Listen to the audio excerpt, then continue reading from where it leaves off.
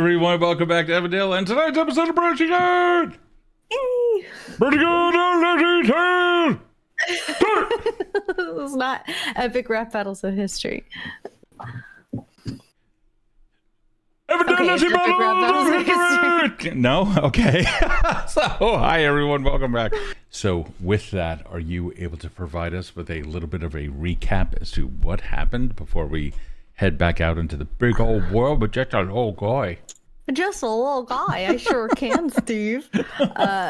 Because I just came up with a recap literally 45 minutes ago. You mean while you were streaming on your channel, which just happens to be called Erin, My Laundry, all one word? Yeah, it was actually so recent that I didn't even have to log back into Foundry. It's amazing. So okay, cool. Super duper. Okay, duper. so where we last left off, session 10. Bramble and Mortimer traveled northwest towards the Zriley Riders and came across a Fey Glade, or a coveted sacred area of Nordaga. There were two skeletons wandering around, a couple dead Fey bodies, and human skeleton remains. The mushrooms in the area were emitting a monochromatic glow, when typically they emanate all of the elements. There are also moonflowers that are supposed to create balance in the glade, and they are shriveled up and dead. Clearly, something is wrong. Clearly. Bramble tried to help the skeleton spirit things, but that is an actual quote, skeleton spirit things, and but they were drifting around and not really paying too much attention to her. Unfortunately, one began to step into the increasing spiral in the center of the glade and started to dissolve into the mist. When that one disappeared, the other one began to move towards the spiral. Panicking, Bramble ran down the path to another glade, protected by a tree giant. There were moonflowers everywhere, and Bramble tried to explain what was happening just outside of his glade, but he didn't seem to want to be bothered, as his devotion was to the moonflowers surrounding him. Bramble decided to go back and pull some moonflowers up to show him the decay, but they slowly began to suck the life out of her as she ran back. She essentially died, and her mind was sent to a sort of limbo, and she no longer had a sense of identity as Bramble, just that she needed to consume life. Unfortunately, it seemed that Barbara was the closest living object to her, and she dug her thorns into her body and began to slowly rip her apart and consume her life essence. Eventually, she succumbed again to sleep and woke up in the original glade. Fortunately, Barbara was actually unharmed. The tree giant explained that he was the one who offered his arms, sparing the Leshy familiar. Bramble wept as she held her best friend, and the tree giant, after expressing some words of encouragement, sent her on her way. Bramble had a flashback at the river of her recent trauma, and it was understood that now that she has been affected by the undead, she will always be intimately aware of how that is experienced. The end. Wow. Okay. Oh, God. You're really good at this whole note-taking thing. I am the note-taker. You are the note-taker. You are like fantastic note-taker. That was amazing. Crazy tossing out there that on re-listen, it was easy to see that Barbara should be safe. I'm curious why. Do you feel that was, or because I know in the moment Barbara was kind of there was peril. Yeah, I mean, I think that if we were to like metagame, I don't think he would have killed Barbara needlessly, but I think that this was one of the situations where it would have been fine if she did die because it was telling a story. Right. But I'm really happy that she didn't. Okay. All right, cool. So you are now heading in a direction that you have been trying to go to. Let's go to the world map. Let's take a look at really what that is and where we are. Hold on. Ducks in a row, Steve. Ducks in a row. Where are you? You got this. I've got this. Hold on. Let me get this. Okay. And there we are. So where we last were was you had come out of that glade where the glowing misty stuff is, and now you have finally approached a river. Your intentions so far, as you expressed it, so this is a recap of your purpose or your mission, because things may have changed in the past week for you. Would you like to continue going across the river? Do you want to continue going north or what have you?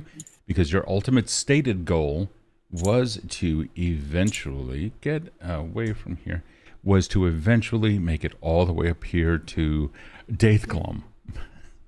I did spell that wrong when I did my notes. Yes, I would like to go up there, but I want to go check out the riders first. Okay, so you want to head. All right, so this time you do want to go further east.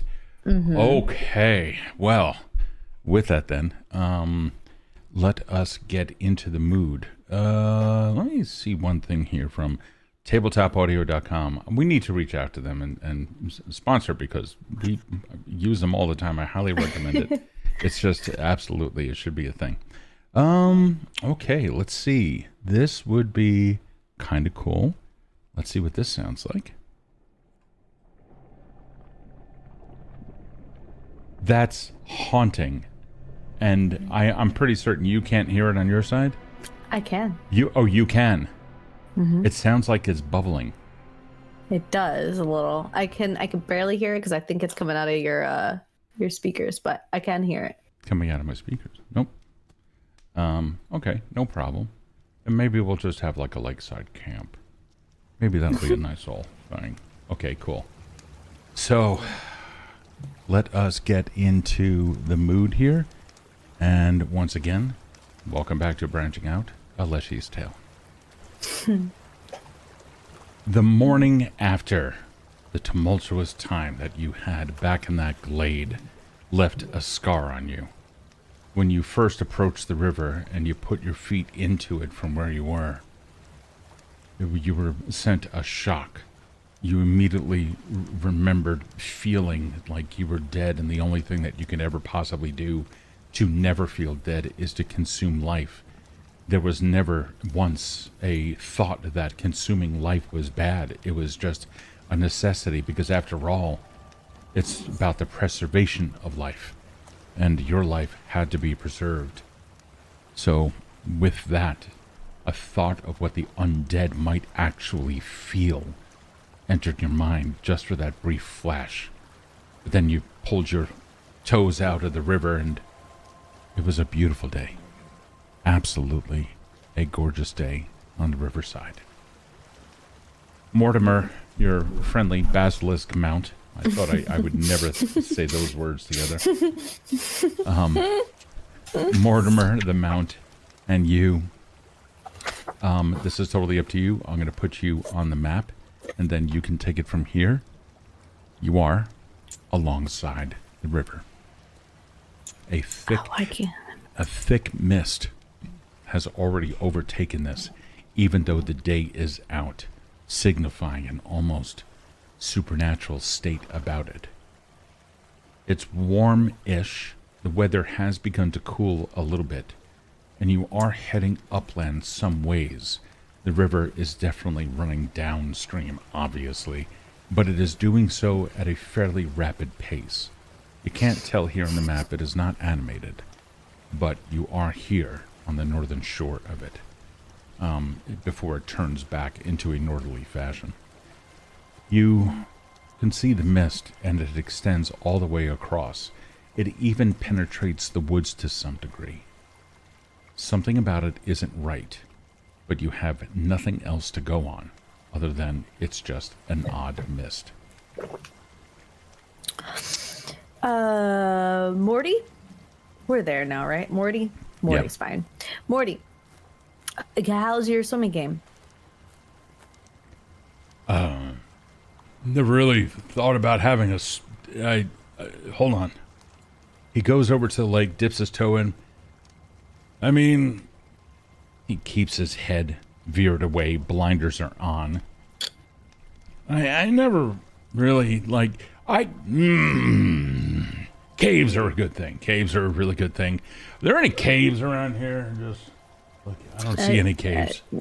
No caves. Can you swim, Morty? It's swimming. Why would I need to swim? You can't swim, can you? There's what? You can't swim. Yeah, hold on. I'll. And he makes his way over to the rock, and kind of steps up there, all 8 of his legs up on top of it. I mean, I'm technically in the water right now, right? Yeah, that's a rock. Oh, shit. Does this thing float?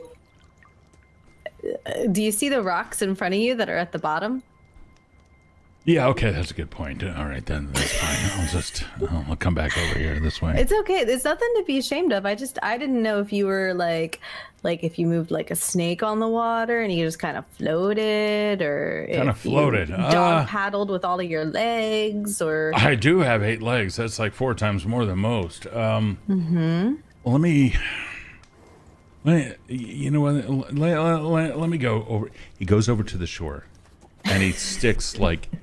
He holds himself up. He rises. It's eerie. He has 4 legs firmly planted on the ground, and the other 2 are just kind of like in the air, and he's like dabbing at the water. There. Hey, look at that. I'm in the water. You can see that the rear 4 legs are still like back there, and the other 4 are still like.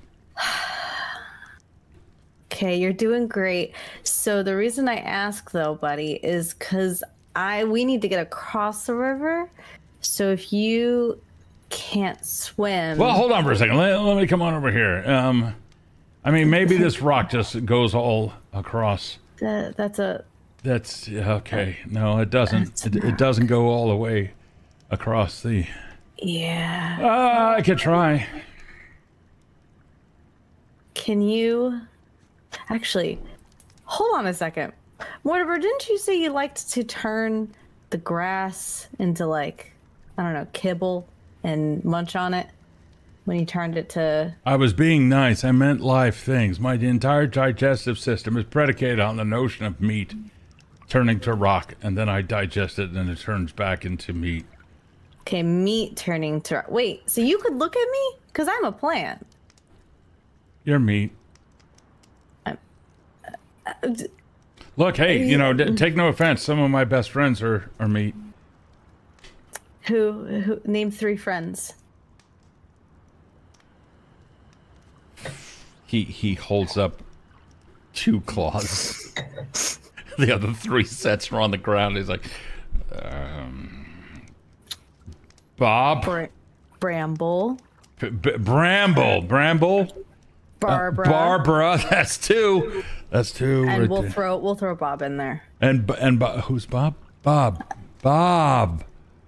Who's Bob? I don't know, buddy. We're gonna find out though. Okay, he turns back over to the water and is looking straight across. That's like a half a mile. Oh. I think. I don't know, bud. If you've been in a cave this whole time, I'm sure you know. I'm sure you can measure just fine. Is it a half mile? Yeah, you look at it and it's more like a quarter of a mile. But it is fucking wide. It is really wide. It's like you need a vessel kind of wide, or magic. Well, let's have a little sit down and think. Let me just go through my spells really quick. Entangle, no. Hold the phone. What's he holds out like 4 claws. It's a phone. It's what some folks call banana. The mist begins to grow a little and grow thicker over the lake, over the river. Oh, this isn't good. Now it's even harder to see. Darn it. Hey, Morty. I think I've conveniently prepped a spell today that we might need. That I've totally created this morning when we woke up. Okay. And it's not because it's missing in my handy dandy spell book. What? I have a spell book. Don't you know about this? Sure. Yeah. I don't know what the hell you're talking about, though. Can you break it down for me? Kind of like what my gut does to rock. Sure. So, I have a spell that I think I could use Oh, you know what? No, I don't. Fuck. You are such a tease. Damn it, Bramble. You had me all upset. I thought that you were just going to, like, summon a bridge out of thin air so that we can cross over this thing or grow these rocks into, what is that, 500 miles? That's easily 500 miles across. Hey, you know, I hear that river start in places very small. Why don't we go find that? And he just starts walking back upriver. Here's the thing, though. Yeah? Oh, no, you're right. You're right. What? You're right. Wait, what? You were going No, to say what- something, what? It's all right. I was having these random thoughts. One day I'll tell you about metagaming, but today's not that day. So I'm just going to say that I don't have that spell prepped, and we're going to see if we can find a less wide part of this river to cross. What are you talking? Bramble, you have me so confused right now. Well, listen, sometimes I have animal form prepared and sometimes I don't have animal form prepared. I just happen to remember that sometimes when it's prepared, I could be a shark, but I don't have it prepared. So What do you need to do in order for it to be prepared? I need to sleep for an entire day. And then you can turn into a shark? And then I could turn into a shark. Can I ride you across the water? You absolutely can, buddy. Hey, Just don't look, there's at a me. shade over here. This looks like a nice little nook. And he immediately starts taking down some trees and packing down leaves.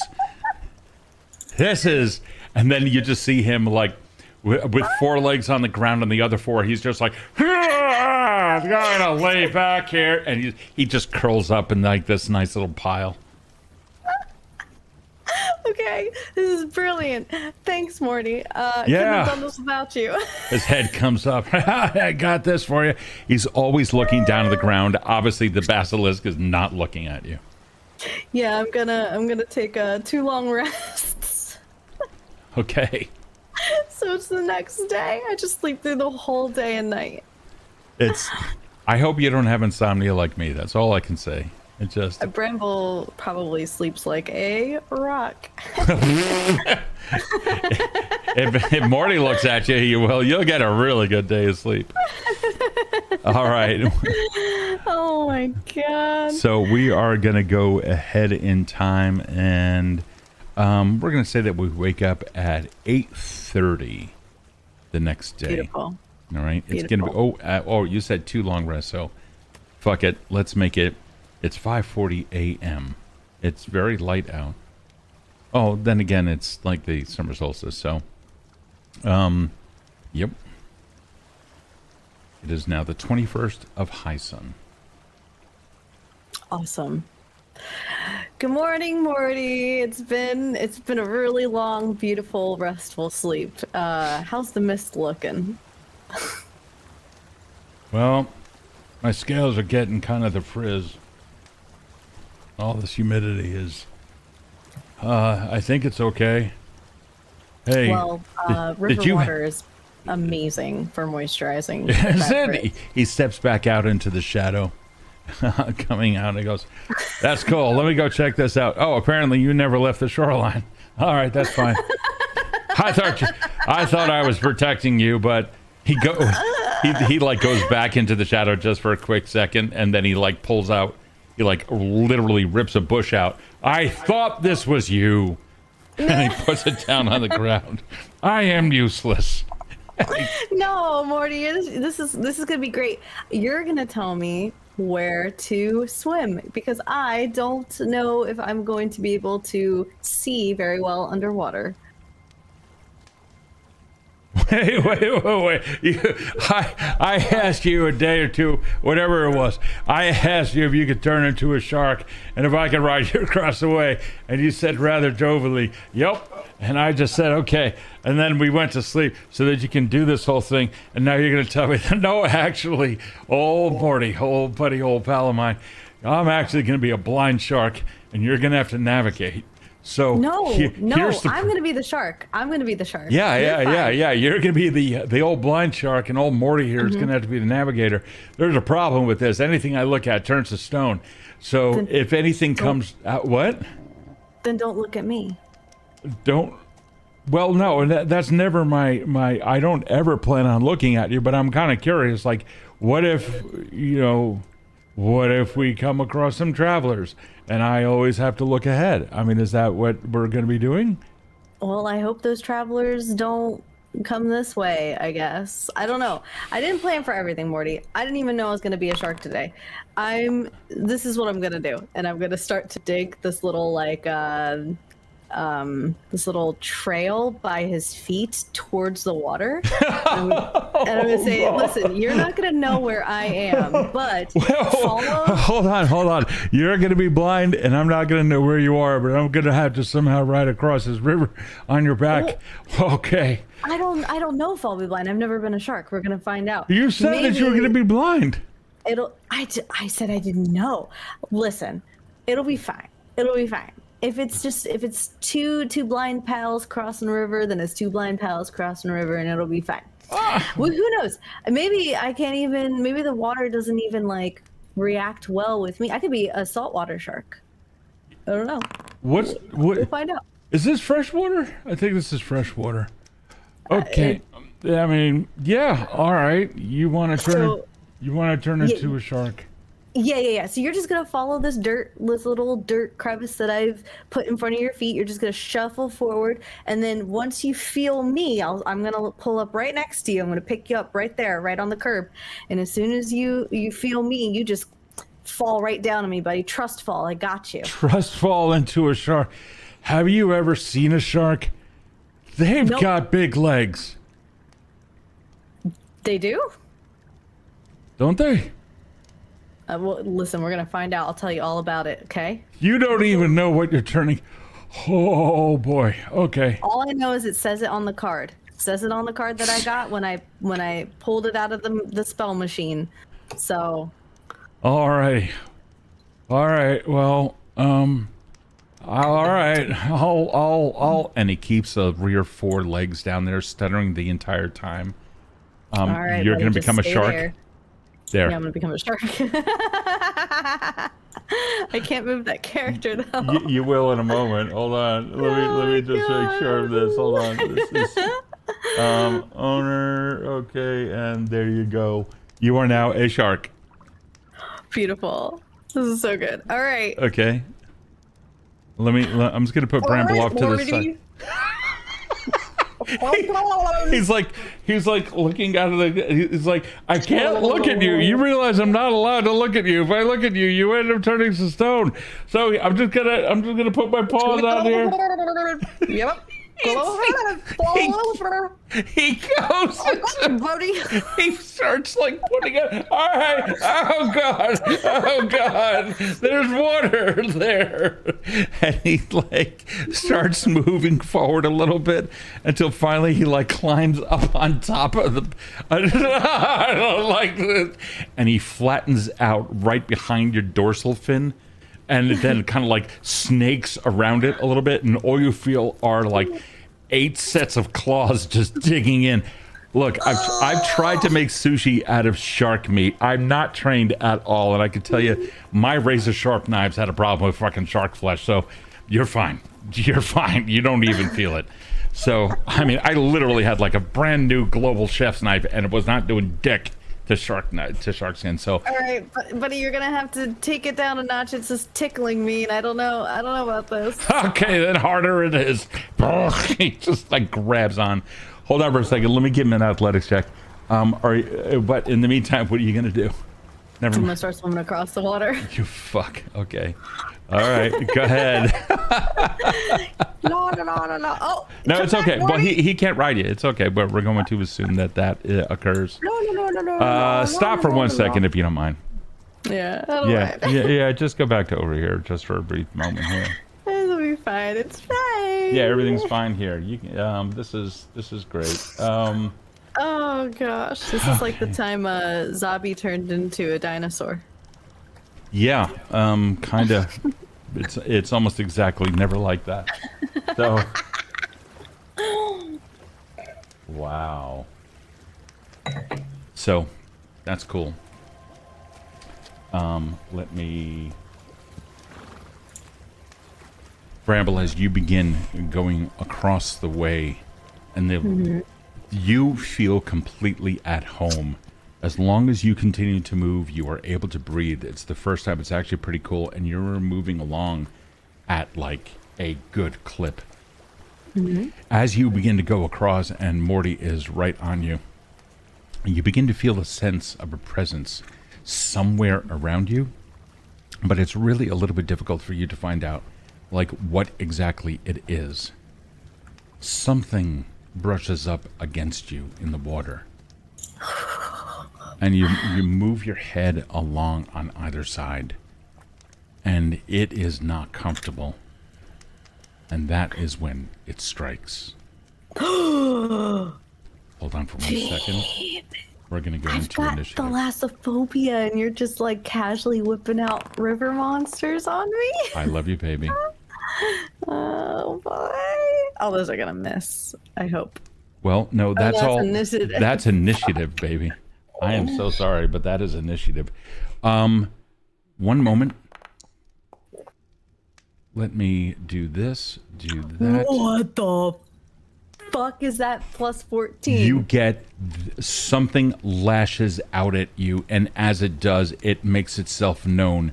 You see reaching out of the mist itself, something that only has a single eye.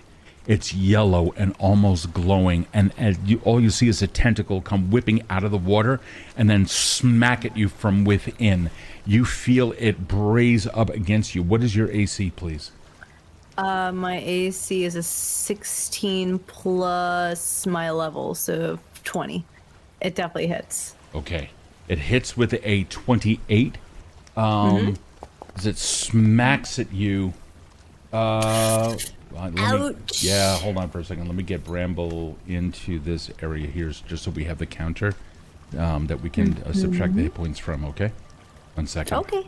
So, Bramble, this thing latches onto you and scrapes across your flesh, and you feel like the shark skin should have been good enough, but a single attack of this ended up ripping open a small side of you, leaking a little bit of blood into the water. The two of you immediately know what the fuck is. Well, you know what? Give me a recall knowledge arcana. Okay. Or unless you have something else that that would work for that as well. No, I'm sure this will be fine. Let me check really quick. It's +8. We'll do +8. Oh, is it 15? Okay, that's actually not all that bad. You don't exactly know what. Do you have nature? Oh yeah, I do. That's a plus 11. Give me that. Okay. Oh, that's a 16. Oof. Difficult to tell.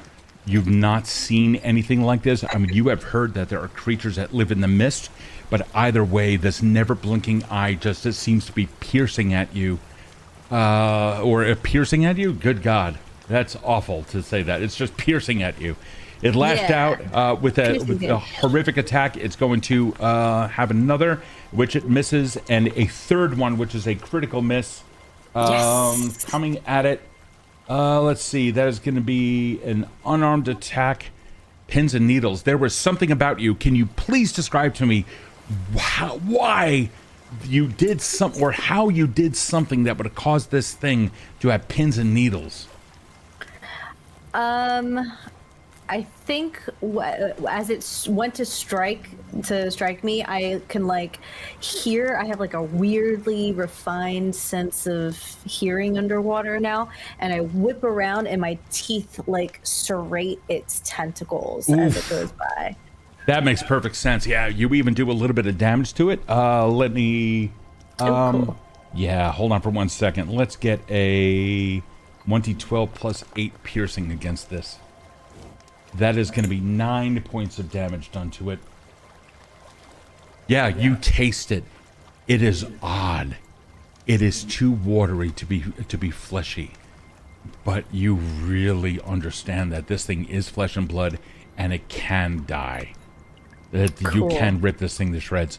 Morty, meanwhile, all you hear is above the water. Holy shit! What is that thing? Can I look at this thing or what? Look at it! Morty. Morty is going to look at it. Let's see. This is going to take 2 actions. Going to stare at it. The creature must attempt a DC 22 Fortitude save. That is going to be. Let's see. Fuck yeah. No, 25. It missed. Yeah, it just went right. Oh boy. 25 misses? Yeah. No. A 25. A 25 saves against Morty's thing. Morty has it's a DC 22 for him. If it fails, it's not already been slowed by, but it becomes slowed 1. So at least there's a crinking sound as they like the tentacles are lashing out of the water. They're splashing everywhere. You can hear like like as the tentacles kind of like stretched out, and you could see some of the mist even beginning to solidify around it, and some of the mist almost breaking off like small chunks of cloud with sharp edges that just begin to fall away. They, oh shit, that didn't work. That's not working. So, but it is at least slowed by 1. With that, Morty is he's just going to cling on tight and not do anything. It is now your turn. Do I have spells? Yeah. We're going to say that you have everything that you would typically have. Cool. I'm going to cast Vomit Swarm at it. Okay. All right. Let's see what happens with that. So I'm going to... I think I forget. Bramble forgets at first that she's a shark, so she doesn't realize she can bite it. So she's going to just, like, in a moment of panic, just like belch, and like all of these little like tiny little anglerfish things come out of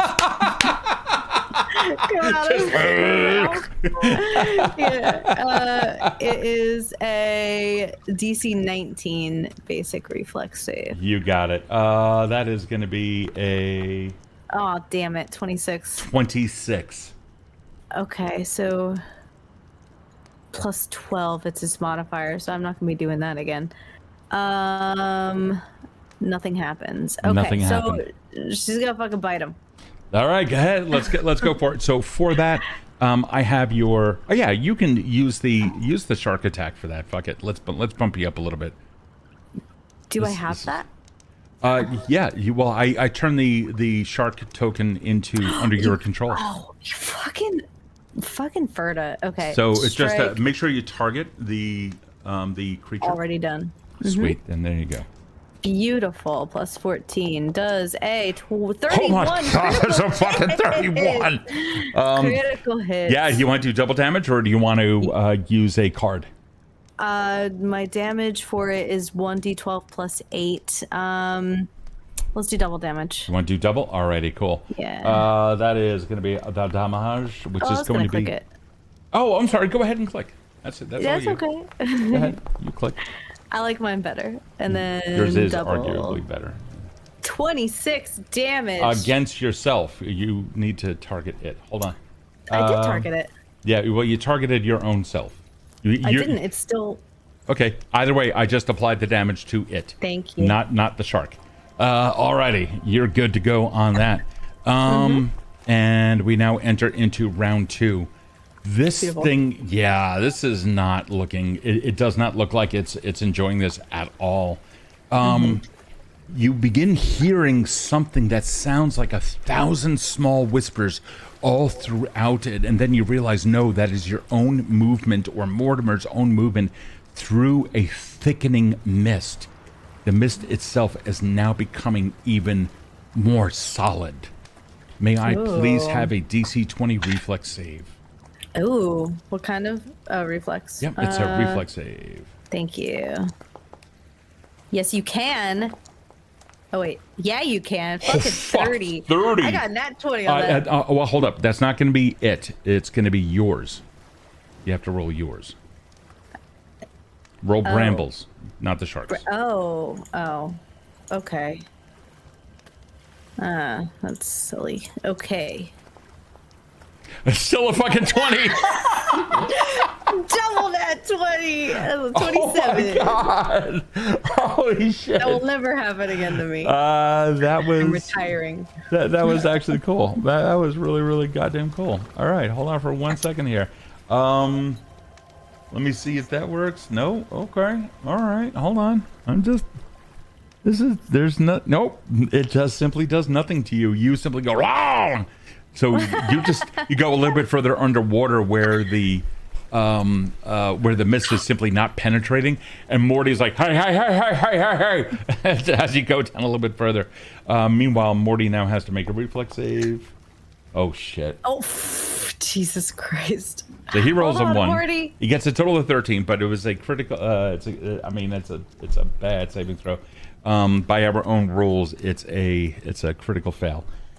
Oh God. Okay. Fortunately, he's like, oh, this is terrifying, and you feel him almost go completely solid on top of you. He becomes immobilized. He is unable to move. He can't do anything. How's his grip on my dorsal fin? Oh, he's not. He's still very much. He's making sure that he held on tight before. So not a problem. So if he's immobilized, but he's holding on tight, does that mean his grip is gonna? No, he's holding on tight. His claws are in on you. He can't hold any tighter than that. Beautiful. Yeah, he's wrapped around you. So yeah. Okay.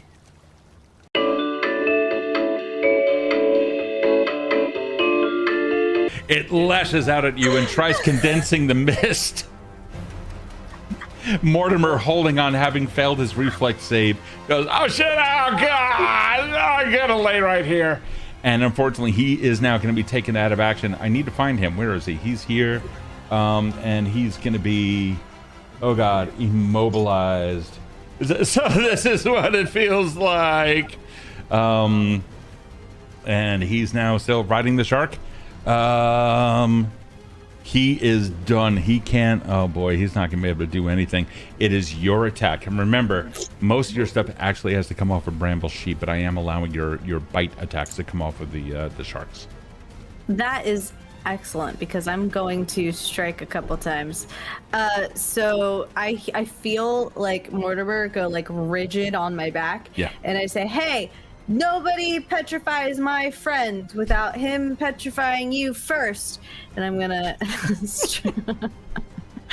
gonna strike oh, you know, fuck, I'm gonna strike twice. Ooh. Oh god, those are awful. Those are both really bad. Oh, one of them was a hit. Okay. Yeah, one did hit. Okay, great. So I'm gonna do the first one. I'm gonna deal the damage. The damage. Oh god. Jesus, 9. That's not bad. I'll apply that. And then I'm gonna swim fast, and I don't know how I can go 35 feet because I'm a shark. Yes, you is. 35. We're gonna go over here. Here we go. About right here. Tales of Arisia rating us with 4 folks. Hey guys, nice to have you. Hello. Alrighty. Hi, everybody. Let's see. You are Mortimer. Yeah, that is your end of turn. It is instead going to come over to you now. Oh boy. Okay, moving up. It's now going to. Let's see. Can it do this? You're now in deeper water. Let me make sure that this is. Oh no, does it have a mom? Oh, I guess we're gonna find out. Oh god, is there gonna be a big giant yellow eyeball in the thing? It is a 31 to hit. Of course that hits. It's going to, let me do the damage with that first. That's actually a crit. Oh, it is a crit? Yeah, I've got 16 plus 4, 20. Oh, okay, hold on. We're gonna do a critical hit deck on that. This is gonna be, let me just make sure. That is, oh, this is so not cool. Okay, it is considered bludgeoning damage. Oh, this thing comes from underneath. Tentacles begin wrapping around your body, and you can see it pulling itself closer to you. About 8 different tentacles. It's almost like an octopus made out of mist. And as one of them does, you can feel like razors just go along your underbelly.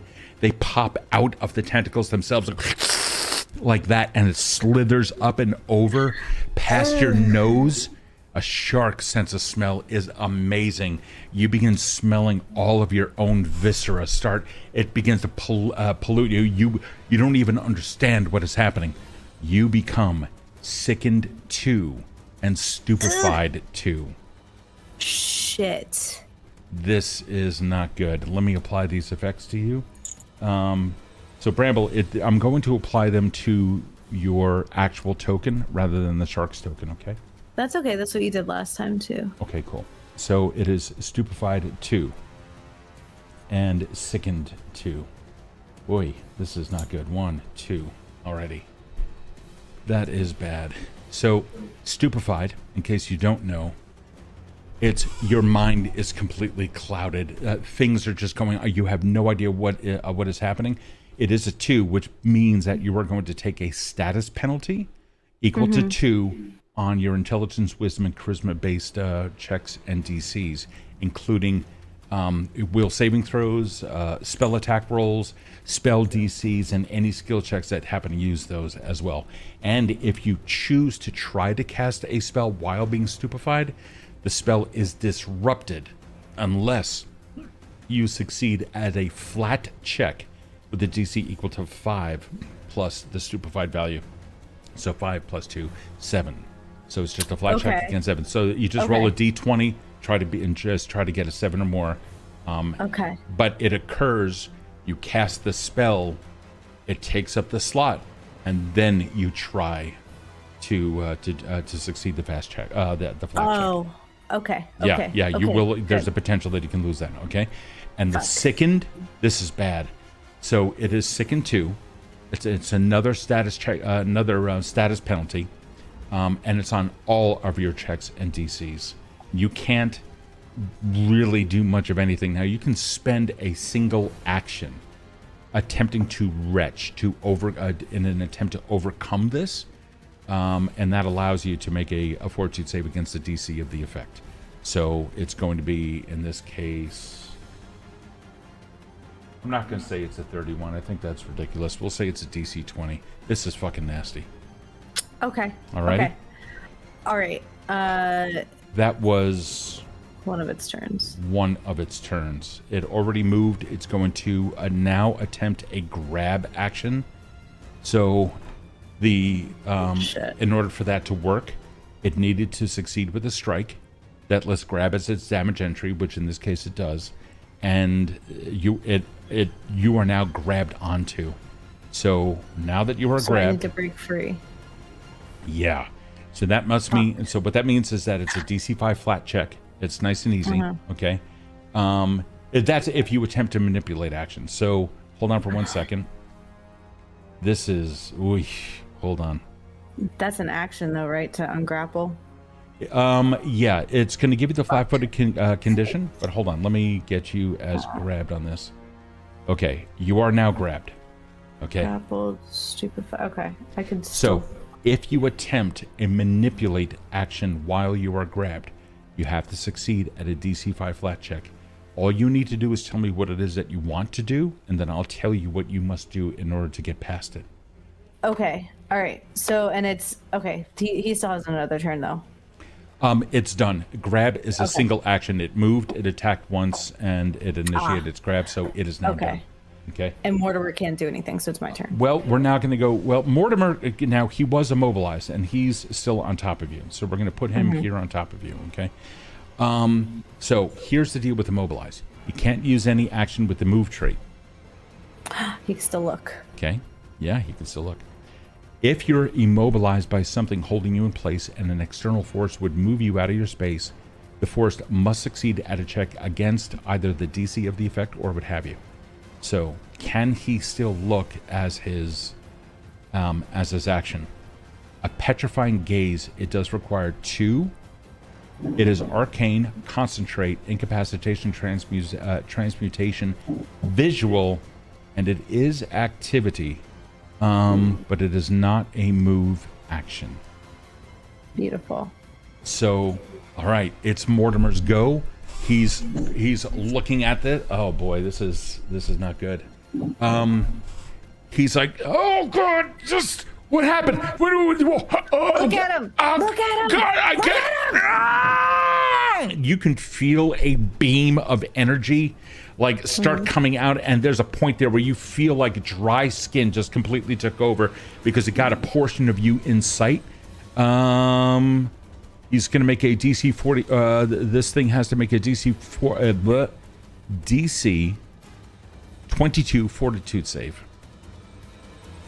So that is going to be 28. All right. So it becomes slow. Oh, hold on. Hold on. It was slowed before. Fuck yeah. That means that you can't be grabbed. Fuck yeah. That was his last action. Grappled. Yeah, no. So you are not grabbed. Beautiful. Okay. You are not grabbed. Shit, I forgot that he was slowed. That was totally my bad. So yeah, you are not grabbed. Mortimer is still immobilized, however, and it is now your turn. Sweet. So this is what I want to do. Bramble Shark wants Bramble Shark. wants to get out of the Stupefy and then cast Gale Blast to try to break up the mist, because from what it looks like, this thing is as misty as the mist and might rely on the mist in order to work, I guess. You know what? You've had a little bit of time now working with it. Just a couple of seconds have passed, like 18 seconds or so, okay? Yeah. See if you can give me a recall knowledge nature. Now that you have a little bit more information about this, I'll allow you to re-roll. Beautiful. Nat 20! Fucking nat 20, bitches! Fucking all day long. Wow, already. So, this is absolutely, you've heard of this thing. They are nasty. It is an elemental. It's a water elemental. They are known as mist stalkers. They are not particularly evil, but they are extremely territorial. And in this case, the mist that you see around you is what is causing it. It considers this its terrain. You kind of get a feeling that it's an amphibious creature. It actually can go up on land. It is not just mist. It is a tangible creature, and therefore it won't be blown away like mist would, but be affected like any other creature. Okay, but if the mist isn't there, it's not in its I'm not in its territory, so I'm going to attempt to blow the mist away around me with Gale Blast. That's fine. The mist is probably going to recoalesce around you. I'll say you can do that, and then next turn it's going to come back around you, but it's not going to affect its attacks against you. Well, shit. I mean, except for the ability to solidify mist, which it can do. It can solidify mist around you, which is nasty. So at least you would get rid of that one attack for a round or two. And matter of fact, we'll do it for 1d4 rounds. How's that? Is it last question, is it attracted to is it staying up near the top because that's where the mist is, meaning if I go down deeper it may leave? Possibly, but then you would end up drowning Mortimer. Not if I go really fast and then breach up my next turn, because it's only 6 seconds around. Okay. All right.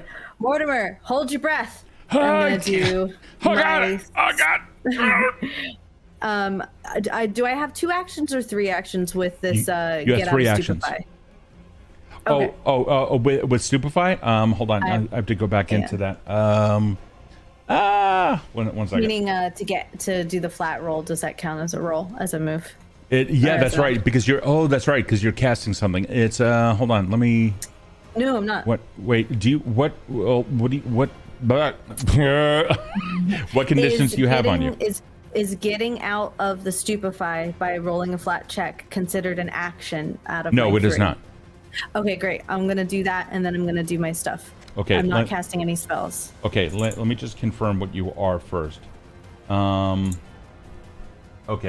You are currently sickened, and you are currently stupefied. Those remain. So if you are sickened, you can spend a turn or spend a round trying to get yourself out of that. I don't care about the sickened. I do care about the stupefy. So that one does not spend anything.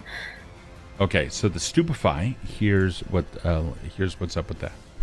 So Right. Okay. So this is going to be any intelligence, wisdom, and charisma-based checks and DCs. Okay. Spell attack rolls, etc. So anytime you attempt to cast a spell, the spell is disrupted unless you succeed at a flat check DC equal to 7 in this case. So that's all. It's not considered a move or anything. It's going to be free. It's you attempting to concentrate just for a quick moment. Yeah, that's what I'm gonna do. So you just roll a d20.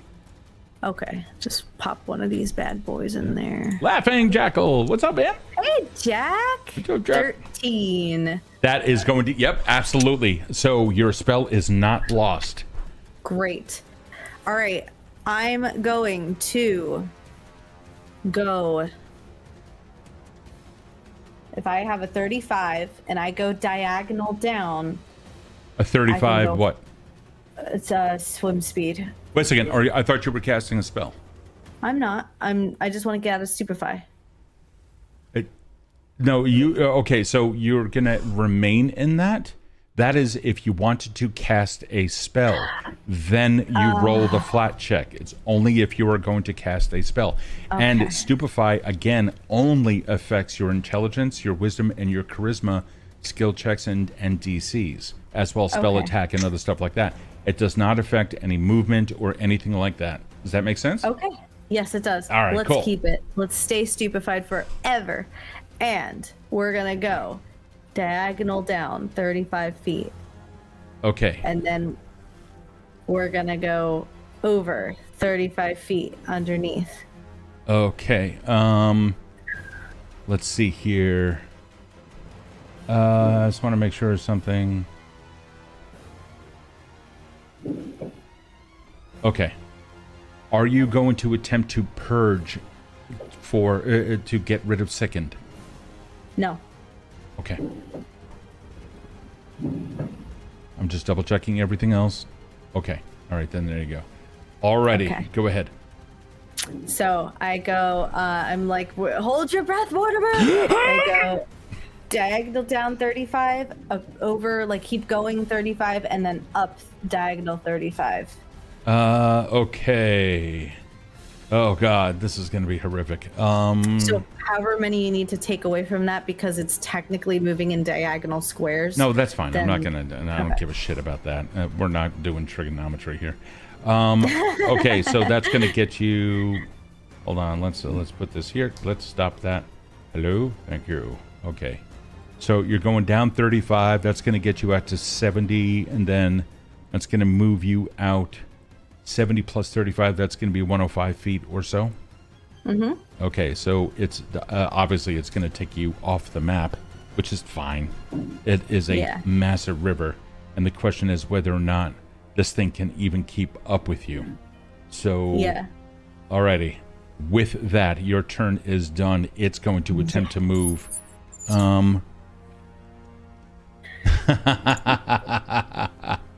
It's going to spend all of its actions. Let me see if I can do this. Okay. Is it still slowed? Oh, yeah. Bye. And bye it is. You managed to get out of that encounter. Yes! Fuck yeah. All right, Mortimer, you can breathe again. I'm like, I breach the surface. You don't hear anything. Morty? You feel his weight on your back. Fuck. I'm gonna book it to the shore. Okay, you do, until finally it was like, you swim. Like that, and it actually was a half a mile. Yeah, you just get across whatever the duration of the spell is. You manage to get across there, and then there's just this rock that's on top of you that just kind of like falls off. Is it Morty, did you look at yourself? Is it a basilisk? Did we just fight a basilisk? Do you shaking him. Yeah. Are you still a shark? No, I turned into Bramble. Oh, and okay. And you see him, he's like looking around. Out. He's looking around. His feet are digging in, and you can see his nails just like totally digging into the dirt. It's like, It's okay. Shh. I almost died. No, you didn't. You did so good. I went underwater. You swam. If you think about it, you actually didn't swam. You went swim. underwater. I You held your sank breath. against You went my up. will. Oh, God. You were like Shamu, like that. I creature don't. at the Shamu died. aquarium. He died. I don't No, know. you're good. It's okay. I give him like little kisses on his feet, and I'm like, it's okay. You did so good. Oh, God. It feels so wet. All right. I'm not a shark anymore. I'm just me. And he puts his leg out, and he's like, oh, thank God, there's a hand over there. There's a fucking rock. I can feel a rock. And he's like, that's a rock. And he bites down on it. It's not meat. He just like collapses. All 8 legs splay out to the side, belly down, and it's just the shore of the river's like washing up on his tail. The dude's like 13 feet long. Yeah, he's fine. Okay. That's okay. And the whole time I'm like looking at Barbara in the back, like, oh, man, it's okay. We'll just give him a minute. Just give him a minute. It's okay. I know you did great. You were great down there. You just stayed in the backpack the whole time. You're great. Barbara just like, okay. So, President Pepper. A little bit of time passes until finally you do manage to convince Mortimer that he's not dead, that this shore is not the shore of purgatory or hell or whatever basilisks go to, and that it is in fact safe. After a moment of time, he's like, oh God, okay, that was terrifying. What are we doing now? We are going to go find the Zroily Riders and ask them about Daithgloam and the last seed and about all the human encroachment and maybe how they're doing. I don't know if anybody really visits them nowadays and how they are with the lizard folk up north of us, because we have a little bit of a dicey relationship, but maybe they're kind of friendly, and just a whole bunch of stuff. He's like, that was a lot of words.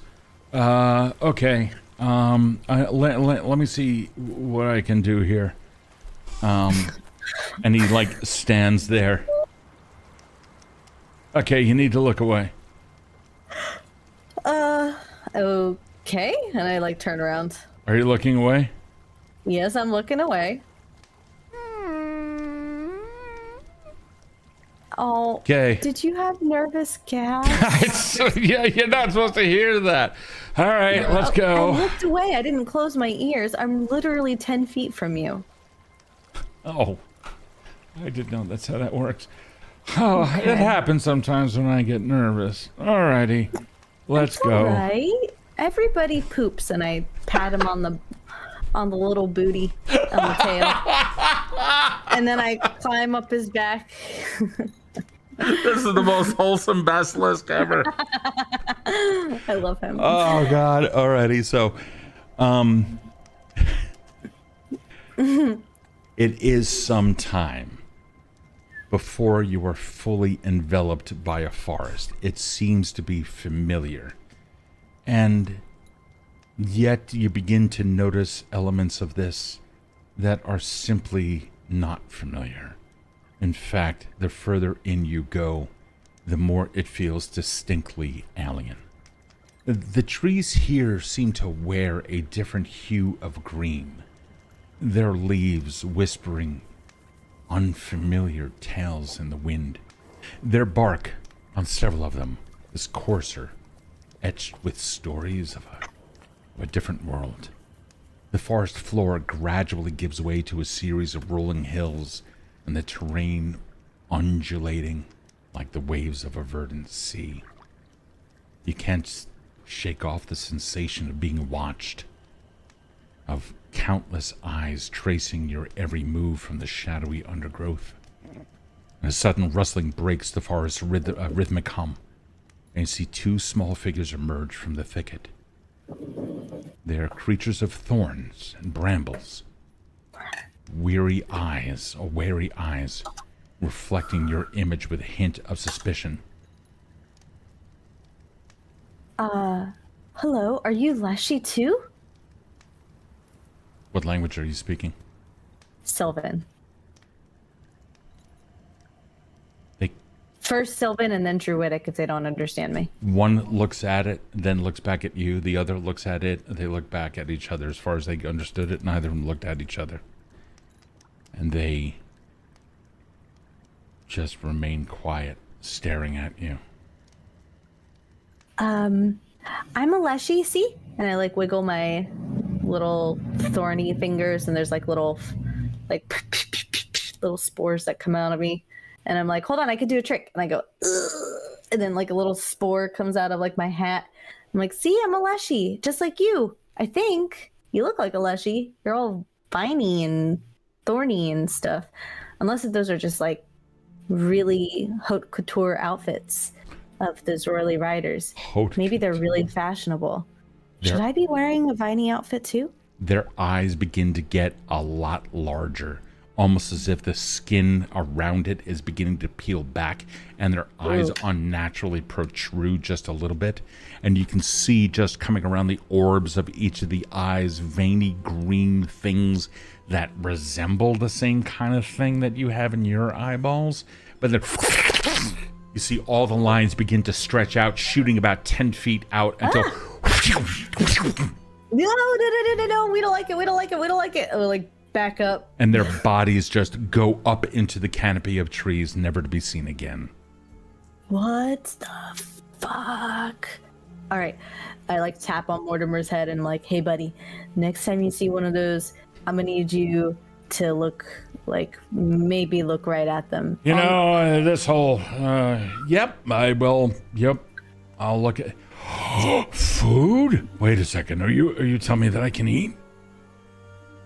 Yeah, you know what? I really do care about your nutrition. So if that's what you have to eat, and then that is Nordaga's way, and have at it. Yeah, Nordaga's way. Who's Nordaga? Okay. Okay. I'm gonna have to. Clearly, you're not listening to me when I speak on our travels, which is fine. I talk a lot. Totally understandable. I think I've talked about Nordaga like 6 times now, but so far. Anyways, just yeah. If I like maybe 1 tap for you can start looking around, and then 2 taps for you gotta close up shop. How's that? What? When I tap you on the head, yeah, 1 time, yeah, it's open season. Have at it. Oh, okay. But that's 1 tap. Yeah, when I tap you twice, that means close your eyes, shutting it down. Yeah, there's Last no risk call. of this ever being go. misinterpreted. That's all right. Yeah, no, it's totally fine. Like, you know, you don't have to go home, but you can't stay here, kind of thing. You know what I mean? Sure. Yeah. All right. That sounds good. All right. I'm gonna keep going. He remains still with you on his back. Okay, let's keep going forward, but I'm gonna tap you. I'm gonna give you a little tap. That's 1 tap. Okay. And he starts like looking out there, and you see an insect, like there's a little lightning bug, and then it just goes thunk, and just drops down to the ground. And he's like, and just. No, hold on. You gave me a tap. You said that was good, that I can just unleash unholy hell. That's what I'm doing. I'm gonna eat. You see a little tree frog. The thing is totally cute. It's just like peep, peep, peep, peep, not doing anything. Poisonous skin, whatever. It's like, ha ha! Thunk, lands down on the ground, breaks apart in 2 pieces. Ha ha ha! Comes over. All right. Listen, we're gonna have an ethics talk later. Maybe the firefly you could have skipped over. It seems a little bit arbitrary, like no nutritional value, like celery, maybe. So maybe save up for the cheeseburger equivalents. You know, tree frog's fine. It's kind of like a slider or like a mozzarella stick, but maybe. Maybe we'll start having, like, you know, guidelines, because even Nordaga's got limits. Anyways, general azimuth that way, buddy.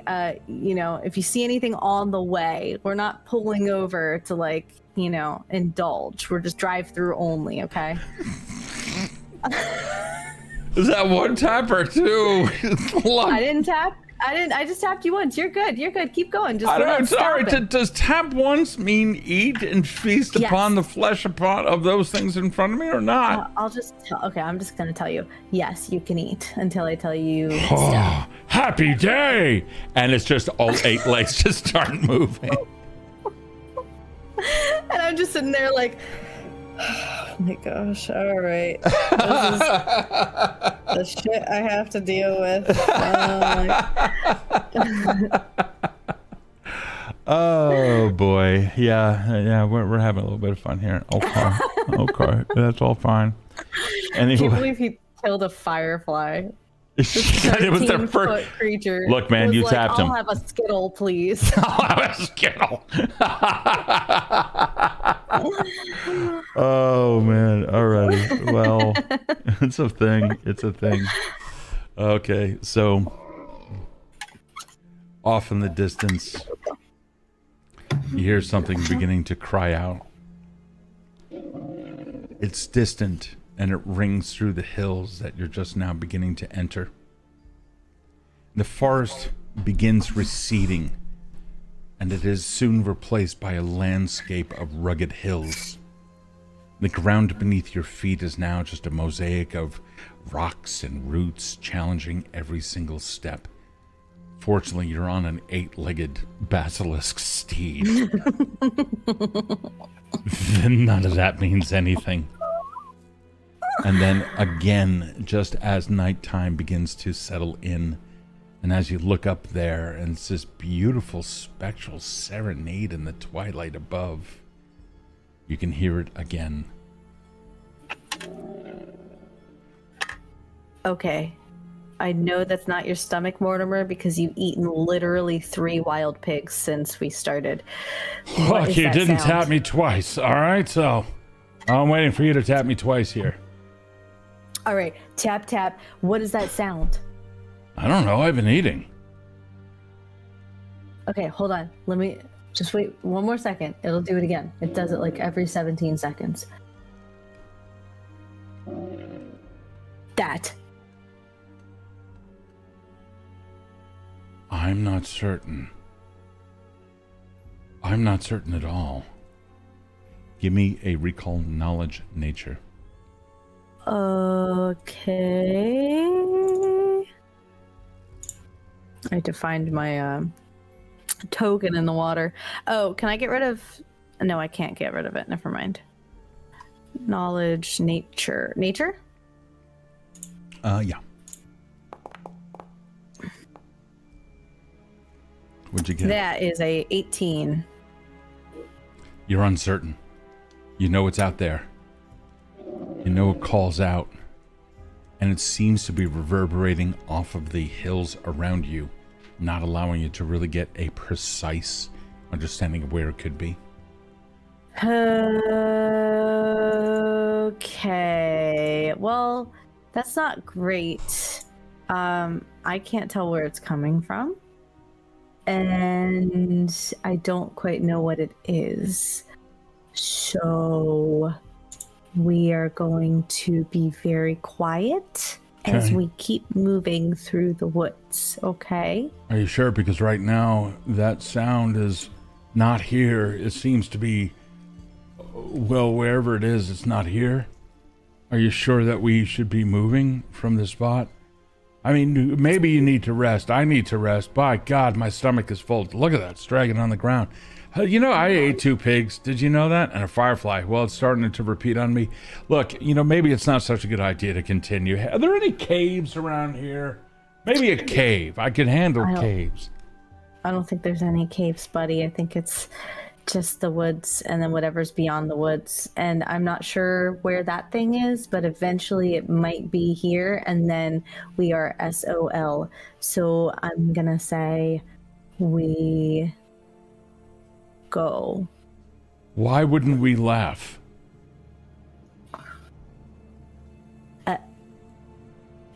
What do you mean? You said that we'd be SOL. Let's stab off laughing. So why? Look, man, life is a journey. Sometimes it's got laughing there in it, and I'm thinking that maybe that wouldn't be. What? So I've actually have not heard the Life is a Journey. I have heard Life is a Highway, and I'm going to ride it all night long. Okay. And that is why we are going to ride this highway down towards the Zorley Riders, right? We are? Yeah. I mean, yeah, but the thing's out there at night. Are you sure? Is it night? Well, the whole thing when the GM said that it's like twilight, that Yeah, kind I of didn't means realize at night is... now it's dark time. Oh my god. Yeah, we should probably set up camp. Let's go. I didn't realize that from the pig number 1 to pig number 2, twilight happened. It was gone. There was like 3 hours worth of hunting in there.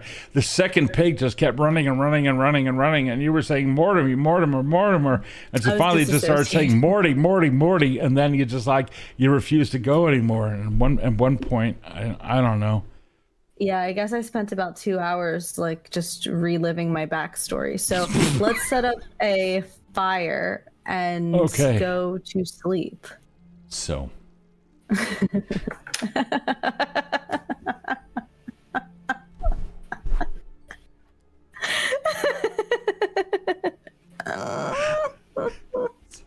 So.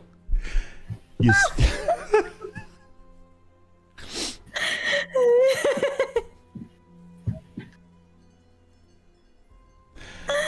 Oh my god. This is so stupid.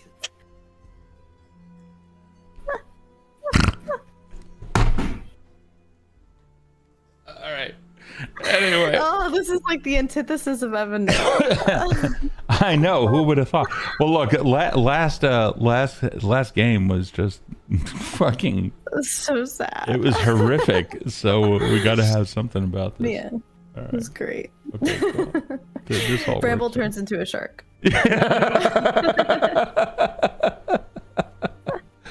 Okay. Well, anyway. Oh, you guys end up setting up. However, I would like you to give me a survival check, please. Okay. If you don't mind. I got a 20. Oh, that's not easy. See, but that's not bad. You can tell that there's a rocky path going up into like the hills just...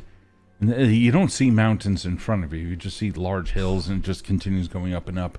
There are a couple of points there where the rocks do turn rather craggy and kind of vertical at some points. But you do make out in the twilight that there are some paths that you can almost kind of see. And where you are now is in a dip in between two hills. So describe the camp that you want to set up. So I'm gonna dig a hole this time and build a fire in the hole so that it doesn't like attract... a Dakota? Wow. Okay, like a Dakota fire. Okay, cool. Yeah, so that it doesn't attract any of the beasties that are growling outside. Sure. And then when we go to sleep, I'm gonna have Mortimer, we're like set up against like a pretty thick area of trees. So I'm gonna have Mortimer go on the other side to give it a little bit more shadow effect over the fire. So okay, no problem. Double hide it. All right, yeah. He seems to be adjusting well to really listening to you, and you know it's taking a little bit of time for him to get things going. But he is, doing everything that you said. He does seem shook from the whole water incident. But it's not horrific. He will eventually be fine. Describe what your camp actually looks like once it is completely set up.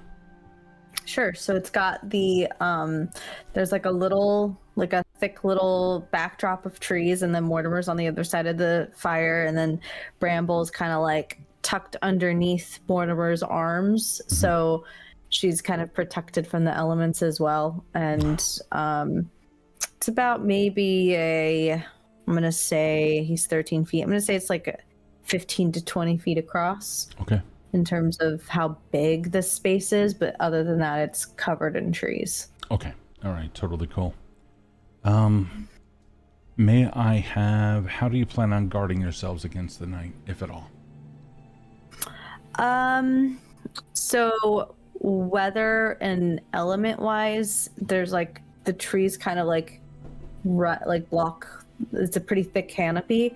In terms of creatures, they're gonna have to rely on the smell of smoke to kind of find us if they aren't able to see the fire. All right, that's legitimate. Okay, not a problem there. And who is, so you're not keeping watch though, right? No, I'm not going to keep watch. Okay, all right. You want to get yourself a good night's sleep, I assume. Okay, totally cool. Alrighty, you begin to set things up, and so far everything seems to be okay. However, you are still sickened. I'm assuming that you're going to go in for a long rest. I am. Is that going to get rid of sickened? What's that? We're going to assume that the long rest is going to get rid of the stupefied and the sickened. Yeah, you've been out of it pretty much all day. Okay. Okay. Oh, I only got healed 4 hit points. Is that normal? For what? For the long rest. Isn't that equal to your con mod plus your, hold on. Wow. Oh, I don't know what the thing is. That's why. It's been a while. Wait a second. Let me just make sure. Because I know that it's a, hold on, long rest will get you, okay, hold on. Okay, hold on. Man, it's been a while since we played Pathfinder. It's been a while. Here we go. So, once every 24 hours, you can take a period of rest, typically 8 hours, after which you regain hit points equal to your Constitution modifier times your level. Oh, 4. Okay, so yeah, 4 points. Okay, then there you go. Okay. Brilliant. And you might recover or improve certain conditions. So yeah, so those are, yeah. Okay. Okay. Alrighty, then there you go. Okay, describe. Oh, you know what? Let me turn this over to the chat. Hey, chat, do me a favor if you don't mind. Roll a exclamation point D100. Please and thank you. Roll good. Yeah, just want to come. Jack wants to know if Staff Off Laughing doesn't come back, I'm going to be 33. Okay, that's cool. Thank you. We'll just leave it at that. That's a roll. That is a roll. It's a very valid roll. There's no issues with that roll. We love that journey. We do. We love that journey. So, nighttime. There's a couple of points there where you heard something crying out at night. It didn't sound too close.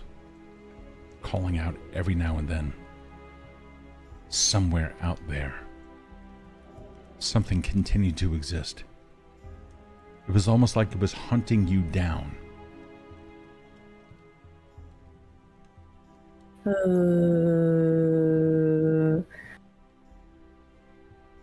When was this in my 8 hours?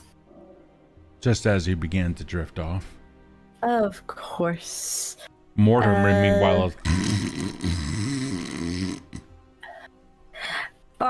Barbara, you've been in that bag for a bit. You've been taking nippy naps, right? You've been napping all day. Can you just stay awake for a few hours and wake me up if anything happens? I got you tomorrow. Please. Barbara looks at you, her little like stem-like nose just kind of like twitching a little bit, sniffing the air around, and one eye is almost like twitching, like, how dare you put me in grave danger in these foreign alien lands, until finally she like hops out of the pack, like takes a look down at the ground, goes over to Mortimer, kind of like kicks her ineffectually, or kicks Morty ineffectually with like a wee little foot. And just kind of goes frank like that. Mortimer just completely out, and Barbara goes over to a tree and like goes up onto a branch and just like curls up at the crook of a branch right here, and just was like, oh, you are so brave. Thank you so much. You're such a good girl. Yeah, look at you. You're so brave. You're so brave.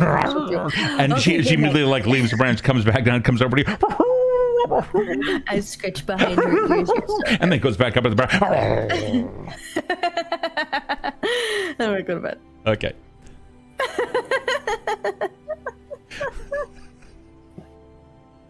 So the cries are.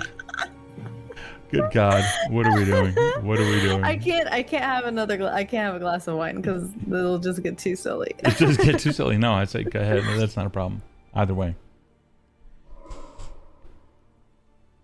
As you drift off into the realm of sleep, you still every now and then get woken up, just almost out of habit, from those sounds. And then, we're going to say that you went to bed fairly early. This way it's still dark when you wake up. The fire gone out. Mortimer. Well, the first thing that you notice is that there's a raccoon over there. There's a squirrel over there. And they're just like, they're not moving. Mortimer is like completely curled up in a coil. And he's like, you just see like little pebbles laying around. He apparently got it for like a midnight snack. And then you hear a snap of a branch nearby. You estimate about 30 feet or so. And something sniffing at the air around you.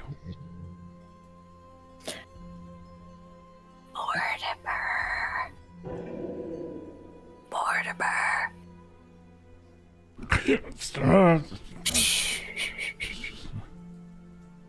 Do you hear that? Mortimer. That's in the water! Oh my God!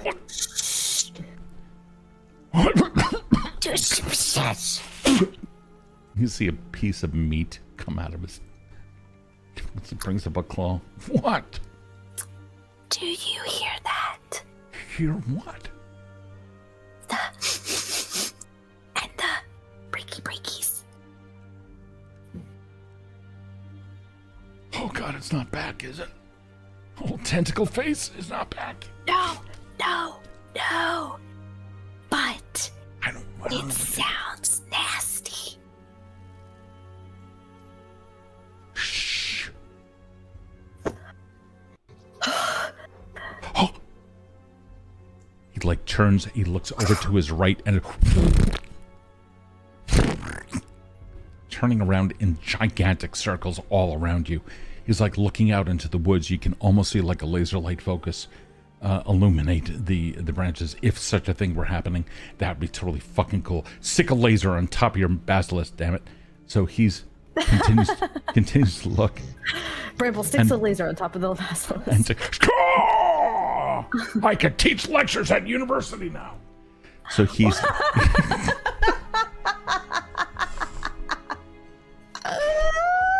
so,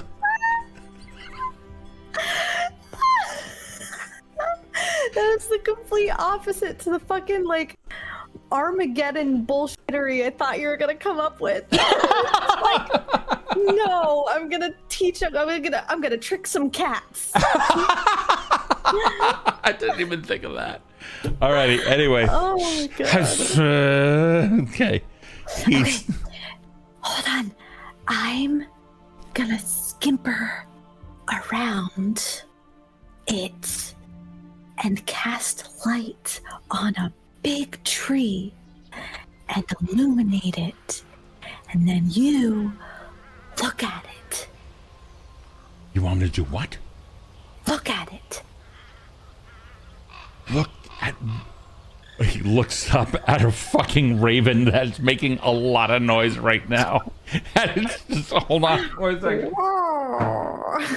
That's a 1. It's just that the raven's like, stop. Like lands down on the ground. He's like, take out. He just goes over it. It's just like eating.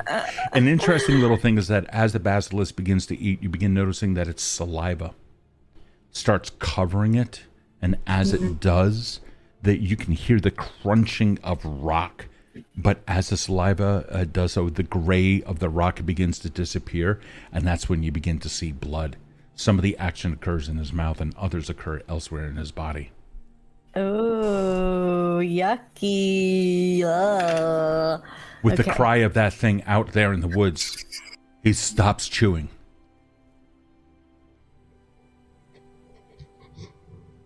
It's out there. Yeah. Something is there. Yes. What? All right. Yeah, I think it's a good idea that you go out there in light of the trees. I wasn't gonna go over to it. I was just gonna go nearby and then cast light on something and then run back before it saw me. Well, that's You know what? that's a tease. That actually sounds really stupid. Yeah, you go do that. That'd be good. Okay. Maybe Yeah. we just gotta back away, or maybe we What? maybe I could cast. You're the boss. Okay.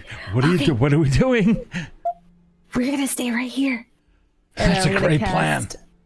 I'm gonna cast Tanglefoot in an area, or not Tanglefoot, Entangled in an area in front of us, between us and it.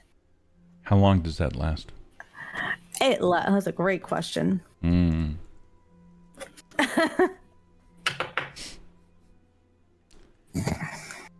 How long? Did I say entangled? Yeah, I think you said so. Yeah. I meant tree shape.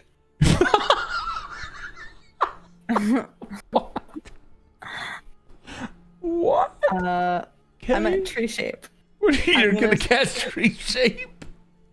Yep. So I'm gonna say, okay, Morty, Morty, I need you to stay right there. Don't move and don't scream. And I'm gonna go and I'm gonna dig my way underneath him where he is, and then I'm gonna cast tree shape so that he gets caught up in my branches and is held up in the air. So you come under him? Yeah, I'm gonna dig under him, so I'm underneath him, ready to go, and then I'm gonna cast tree shape on myself, and I'm gonna grow into a tree and hold him, like, in the branches. Okay. What? Okay. Give me. You know what? It's a really fucking cool idea. I really like it. But it's Mortimer, and we. Yeah, but is it a good idea? And, well, I mean, don't I think so. I think it's I don't think it's a bad idea. I really don't. I'm just kind of curious about it. But that's where my tree shape is. can you? Would you be so kind as to give me a oh geez, let's say an athletics check at misfortune, please? Yes. Apple glasses like rockabye Morty. Acrobatics. No, athletics. Athletics. Yeah. Okay, they're both +7. That's Yeah. okay.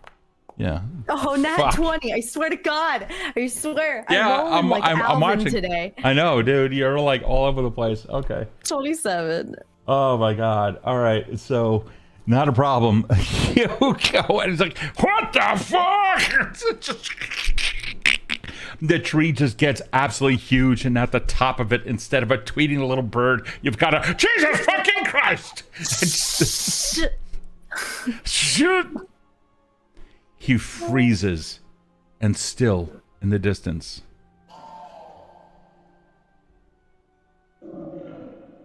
What the where are your ears? How does this thing work? And can I my God, this is so tall. Where the hell? Hey, guess what? Oh. Hey, I have a riddle for you. What's as large as a bear but has the face of an owl? Bramble can't say anything. I'll give you a hint. It's an owl bear. The fuck? And he like freezes, and you can feel on certain other branches his claws getting tight around it. He goes, I don't think my gaze works at this height. Do you know that song? You can sing along if you want. Okay. Not you. I don't mean... Why am I 70 feet off the ground? Hey, can you... Oh, wait a minute. Oh, God, there's two of them. Hold on. Wait. There... Oh, God, there's one. Oh, God, there's someone peeing on you right now. Don't move. Don't move, he says to the tree. Don't move. Okay. Yeah, that one's coming out of the woods. It's coming down to the... Oh, God, they're right next to you. Oh, wait. All right, they're coming up next to each other. Okay. They're sniffing each other.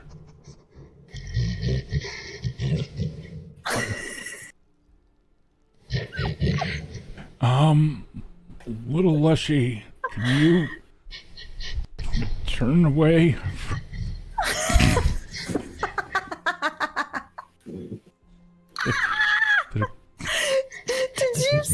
Did you spend prep time today looking up owlbear sex sounds? Can you just please? I'm getting more wine. Oh my god.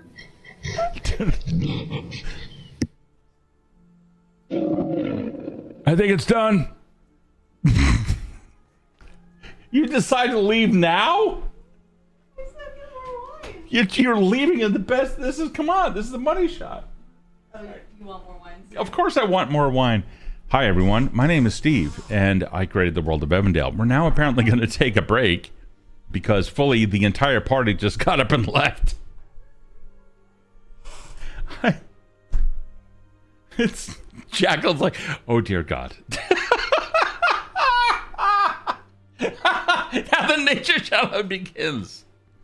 And somewhere out there, as nature continues its rapid course towards procreation, we now find ourselves out there in the midst of the woods, engaging pleasantries with owlbears. These particular owlbears have found a kind liking to each other. And why does my David Attenborough sound like John Cleese? Because it's a John Cleese and not a David Attenborough. Oh, okay. God, I can't believe that they sing together. What would you have me do? Get yourselves a room. What the fuck did you... No respect? You literally gave me 2 tablespoons of wine. You were pressuring me to come back. Fine, you carry this shit now. Okay, all right. And now we see the owlbears inspecting each other for the mating ritual. In the mating ritual, one owlbear will provide a nest for the other owlbear to lay their And your choice is singing? half egg, half mammal eggs. They have the head of an egg and the body of an owlbear. Are you doing Steve Irwin? No. Oh, okay. Thank God, No. because it's like too soon. We're here in the outback of the Royally Riders. Wow. Where we see an owlbear. All right. She's gorgeous. All right. So if you are new to this channel, I'm sorry. and you want to actually see an actual play game, sometimes that doesn't happen. So you may want to follow anyway. Okay. Listen. I'm trying to visualize this and I smell toast. This is the best fucking time you're going to have this week. Do you hear me, chat? Best day of your week. Anyway. Anyways, back to the peeing owl Let's bear. hear a Warner Herzog. Warner Herzog. So Mortimer's looking down at them. And right before Bramble leaves, all you guys hear is... Oh God, I think they're... Nope. I would like to see the baby. god, just wait till we put the video on TikTok of Steve in the booth for 3 hours making owlbear sex sounds. That's gonna be my effort sounds for the next fucking video game I would just.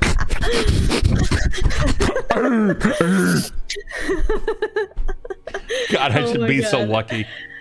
All right, so Bramble can't act or do anything except to end the spell, which lasts up to 8 hours. So as soon as the owlbears, as soon as Mortimer is like they're gone, then she's gonna turn. They finally fuck off. Yeah, there's nothing to see here. Yeah, so I just go. Oh, Christ! Like a cat landing, only not gracefully at all. Mortimer and all 8 of his legs make an impression in the ground. You see 8 footprints. He's like, can you warn me next time, please? Well, no. So that's not how tree shape works. I can't talk at all. Did you hear that? Oh, yeah, totally. Can we not do that ever again? You've got about a day and then that resets itself, so anything can happen tomorrow. We don't know. No. I'll do my best though. So I'm gonna write the union leaders at this point because this is not we're out of their jurisdiction. I'm sorry, buddy. So which we need to go this way. And Barbara very pleasantly comes down the crook in her tree, which was untouched, and it's just like a kind 15 feet up in the air. So Barbara comes down the tree. Okay. And what ends up happening, Barbara and it takes Barbara some effort to come down the tree, and then when she finally comes over to you, she's just a twitching mess after having witnessed that. It's okay. You were so brave. She's just she just shakes as she goes back into the thing, and all you hear is just zippers herself in. When did my backpack have a zipper? When Barbara created one out of leaves. So, yeah. Anyway. Fuck. Now. Oh. So while I was up there. Mm-hmm. And that was a long way. I kind of scouted. I didn't really have too much of a choice. The good news is that I think I found a way onto the plains, which I was able to see off in the distance quite some way. Thank you very much. I've never expected to go sky gliding at any point in my future. And this is what I just did. So yeah. You also went swimming though, so you're really. Yeah. Well, but did I really? I don't think so. What's this? Here, ready, Morty? Ready? I want to make you laugh. Ready? What's this? And I take a leaf and then I turn it over in my hand. What is that? Are you holding it out? No, I'm just turning it in my hand. What is that? You're branching out? No, it's you turning over a new leaf. But that's what you're doing because you're the one who that's what you're doing. No, I didn't have the leaf in my hand. Metaphorically, you're doing it. But I wasn't. I had all 8 paws down on the ground. Okay, so anyways, you were scouting. What did you find? Yeah, so there's a mountain. So there's a long way and a short way. Okay. So the long way is a series of hills that I found a winding path. I couldn't get up any higher. But I tried, and I think I saw a winding set of paths, but it also looks like it's going to be more with those sniffy, God, I don't ever want to describe that. It was horrific. So with more of those things, I can also see, when I was over some of the hills, the other way is a little bit further off. That tall hill, pseudo baby mountain thing. The one that's kind of covered in mist. The one that has its misty that way seems to be the short path.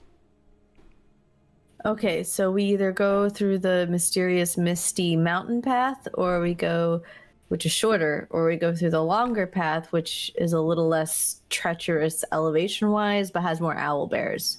Has more of... Yep, I'm glad you were listening. So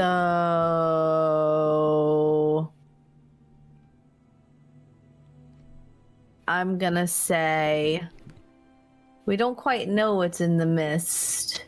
But No. we know what owlbears are. Yeah. You don't seem like you want to see any owlbears ever again. I'm trying to scrub my brain mind of that eye. Brain mind eye of... No. No, I don't. Okay, well then let's take the short path. Well, maybe there's nothing there. Maybe it's just a... Well, listen. No, seriously, Morty, do you want to come or do you want to find a nice That's cave the wrong somewhere? thing to ask me after just witnessing that. Do you want to join me on this journey or would you rather stay? I don't want to make you go with me if you don't want to, but I've enjoyed our time together and I know you've enjoyed most of our time. I'm glad you have. I'm just saying, this is not a...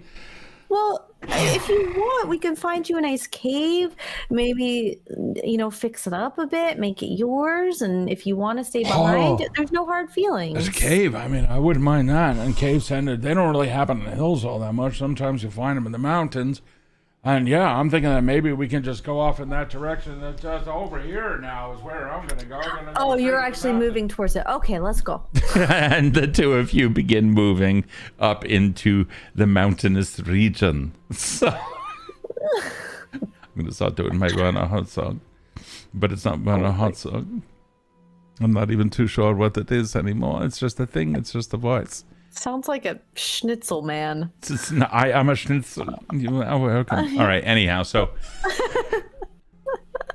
by the time that you finally do get up into the region that was identified as mountainous, broad daylight has already come.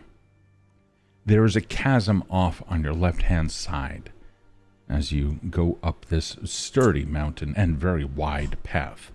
Surely no ill can possibly come of this. You can see paved everything. Roads and everything. What's that?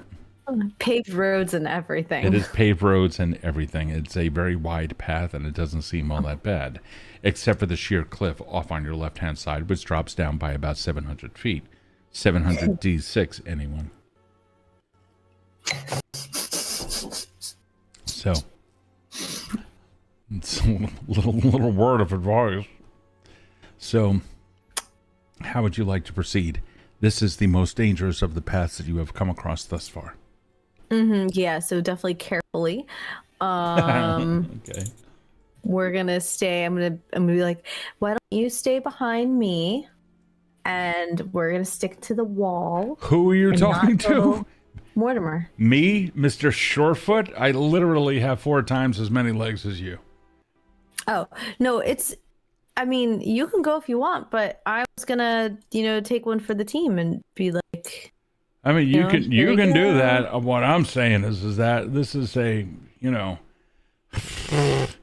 look, if you can't get any more sturdy than these, and he just like taps them all in the foot, and he's like wiggling around and goes, here, watch this.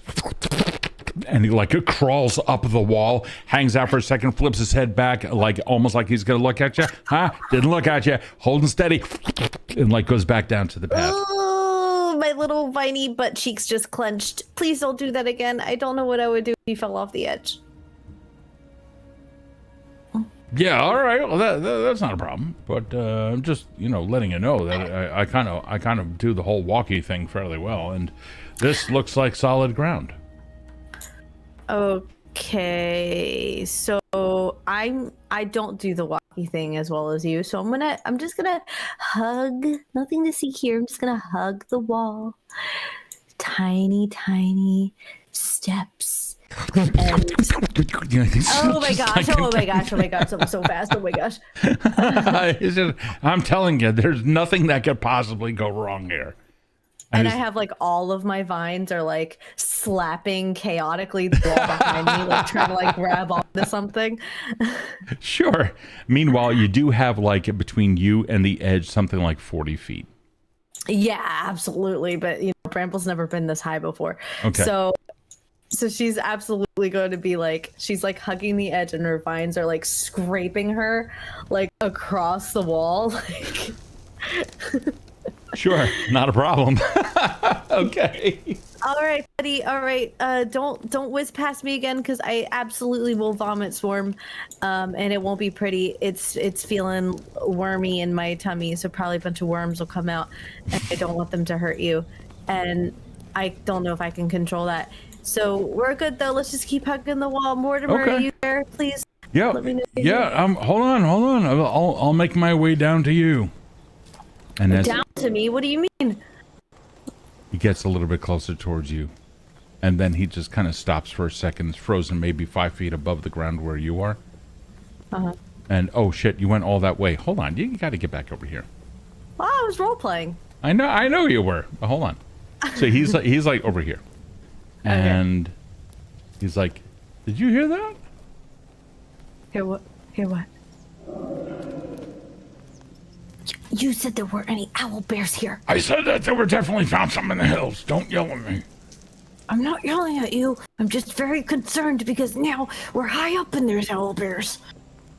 Well, we haven't heard them, seen them. We haven't seen them. We've heard them. Yes.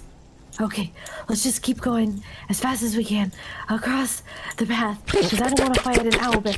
What are you doing? Why are you going so I'm just fast? saying. I'm just saying. Wait a second. Ahead.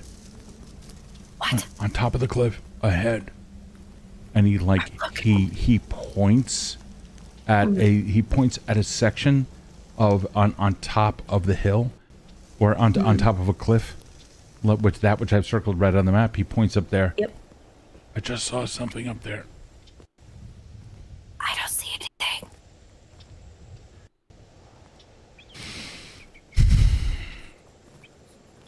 Okay, I'm gonna go with you on this. What? Well, if you hold on, What? you just okay. Hold on. You Okay. said you just saw something, and all I see is rocks. Did you turn something into a rock? Oh shit, maybe I did. Hold on. He looks up there a little bit more. Nope, that's still a rock. Or I mean, always was. Okay. Yeah. Yeah? Did you call my name? No, I'm just saying. I think we're good. Okay. Sorry, All right. I don't mean to snap. I'm just really, really freaked out right now. No. It's no problem. It's no problem. That sound came from immediately off to your right. And so did that. We now go into battle. Let's roll the dice. As long as Mortimer is with Bramble on this journey, every combat scene is going to be Bramble fighting and simultaneously saying, Whoops. "Look at it! Look at it!" I mean, that is kind of legit. So appearing at the top of a path. Let's see. Let's go directly into the encounter itself. Wow, this thing, it appears right at the top of the path, and it is going to begin to, oh god damn it, it's going to begin, let me move over there, thank you. It's going to begin charging down. So let me just make sure that we have this. I want to make an athletics check for it real quick. That is going to be a, oh geez, okay, that's not so bad. What is with the plus 14? Because that's what happens when you are your level. And it no, it's not a problem whatsoever. Let me just confirm its speed. Yep, not a problem. So it's going to move, this is 25, it's going to move a total of 50 feet straight down, tumbling down a good portion of this, and then coming up immediately behind you. It's coming to right. It's up. Like kind of shakes off for a little bit of a second and begins charging forward. It only can move an additional 5 feet or so before it is Mortimer's turn. Mortimer turning around as a reaction. Fuck yeah! And he can see him. He's going to attempt. He's like, look out, motherfucker! And he's like lifts his head to look over you and then looks back down at this thing, or continues to stare up at his face. Let's see here. Let's target this motherfucker, and then we're gonna roll. Oh dear God! Yes, a critical success. That is a critical success against Mortimer. Wait, on what? Oh, it's a saving throw. God damn it. I've never seen somebody do a 180 so quick. That's the second time that happened today. So, well, you know, these kind of things happen. He's like, oh, shit. So he tried, he did his thing. But now Mortimer's going to go. He's going to try Petrifying Gaze again. He's like, I'm giving it the stink eye. He rips his blinders off. And he looks right at it. You see one purple, one red eye. Both of them just starting to blast him. Let's see what happens. It's a purple and a green eye. A purple and... No, it was red.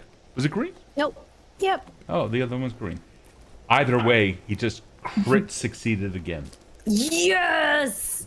The owl bear... Mortimer. The owl bear crit succeeded his saving throw against Mortimer.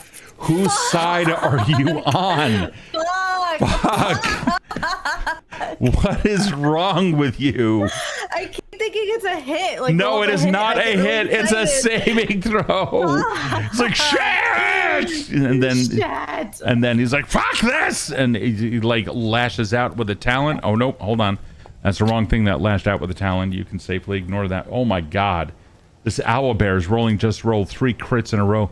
Either way, and well, thank God that was a mistake. Well, Mortimer is going to attempt, he snaps at it with his jaws. It's a critical hit. Yes! Finally. Mortimer, I knew you could do it. I knew you could do it, buddy. And look, we're going to draw a card on that. So this is, so his thing is piercing. Normal damage.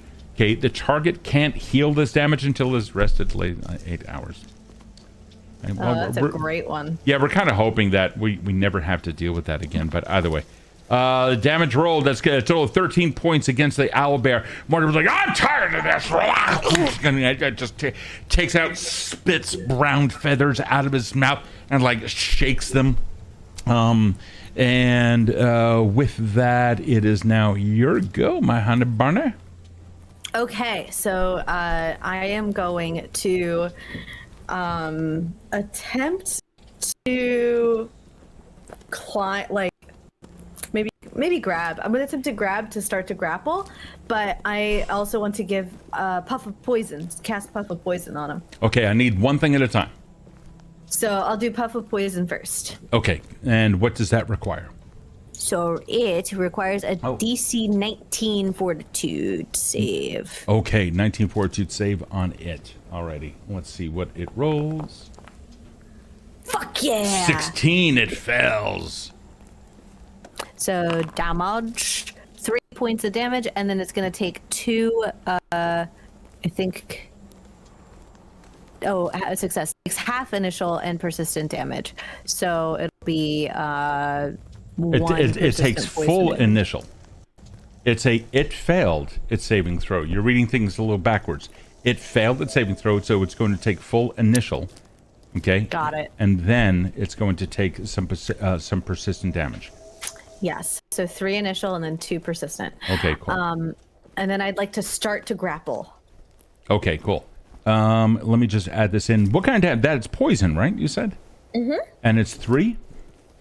3, yes. Okay, cool. What is the DC of that? I should state it in your... 19. 19. Okay, perfect. All right, cool. So I just set that up, and that is that. Let's save that. All right, cool. So it will now begin taking the persistent damage. All right, I apologize. What's your next action? No, that's okay. So my final action is I'm going to start to grapple. So I'm going to like... Bramble just goes like... And like... Poof! And all the spores come out at him, and then I'm going to like jump on him to try to grapple for as long as that's going to take for next time. Oh God! Okay, wow. All right. So grapple is going to require, and that's an athletic skill action. So make an athletics check. Okay. Okay, and that is against their Fortitude DC. Oh, that is not great. That's a 13. Okay, so a 13 against theirs, which is going to be a 27. Okay, so I just give it a hug. You come towards it. You try to like grab onto this gigantic creature, by, relatively speaking, and it's as it's swinging around. It's just like claws are out and everything like that. Bam! That was a critical fail. We're going to say that it actually is going to strike you for a little bit, her. I didn't know that you could do that. Well, we're doing it right now. For a bit? Oh my god. Oh my god. So that's... All right. Oh, geez. Hold on. All right. So that is 16 points, and it's going to fling you back here because you're just so fucking small. Mortimer looks down at the ground, and you can see the top of his head. All of the skin begins moving down in a furrowed brow, and then he looks around. Like he just looks down from under and starts looking in an upward fashion towards the owlbear. However, it is now the owlbear's turn. Whoops. Yep, it is now the owlbear's turn. Owlbear is going to attack Morty. Let's see what this looks like. Yeah, he's just gonna do a oof. He's gonna chomp at it first with his beak, bowing down just like that. Nice. Against it. Whose side are you on? That is the owlbear against Morty. God damn it! Do you want to switch sides? Are you okay? No, It's the owlbear that's... Oh, God. I'm so nervous. I can tell. All right, so... And that is going to be another... Oh, Jesus. And that's going to be... And then he follows her. It's like, no... just coming at it with his beak and then slash, coming directly into Morty. All right, only the second attack does not hit. The first one hit by 3. Morty is, from the beak attack, is going to take, 10 points of damage. With the Talon Strike, that one also, hold on. Well, it was the same thing. Also hit 11 points of damage. I swear to God, I'm going to kill this fucking thing. And it just, Morty tries coming back at it. With his... Yeah. Let's see what happens.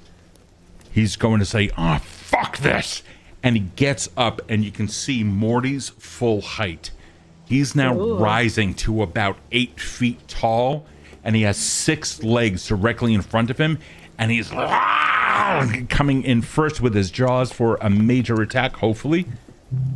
Okay, that'll hit by 2, and then he's coming in for 1, and then 2 more attacks. Oh, shit. All right, so the last one was a critical miss. That's not going to do good. But first, he's going to do damage with his jaws. Let's see what he can do there. That's a total of 13 against the owlbear.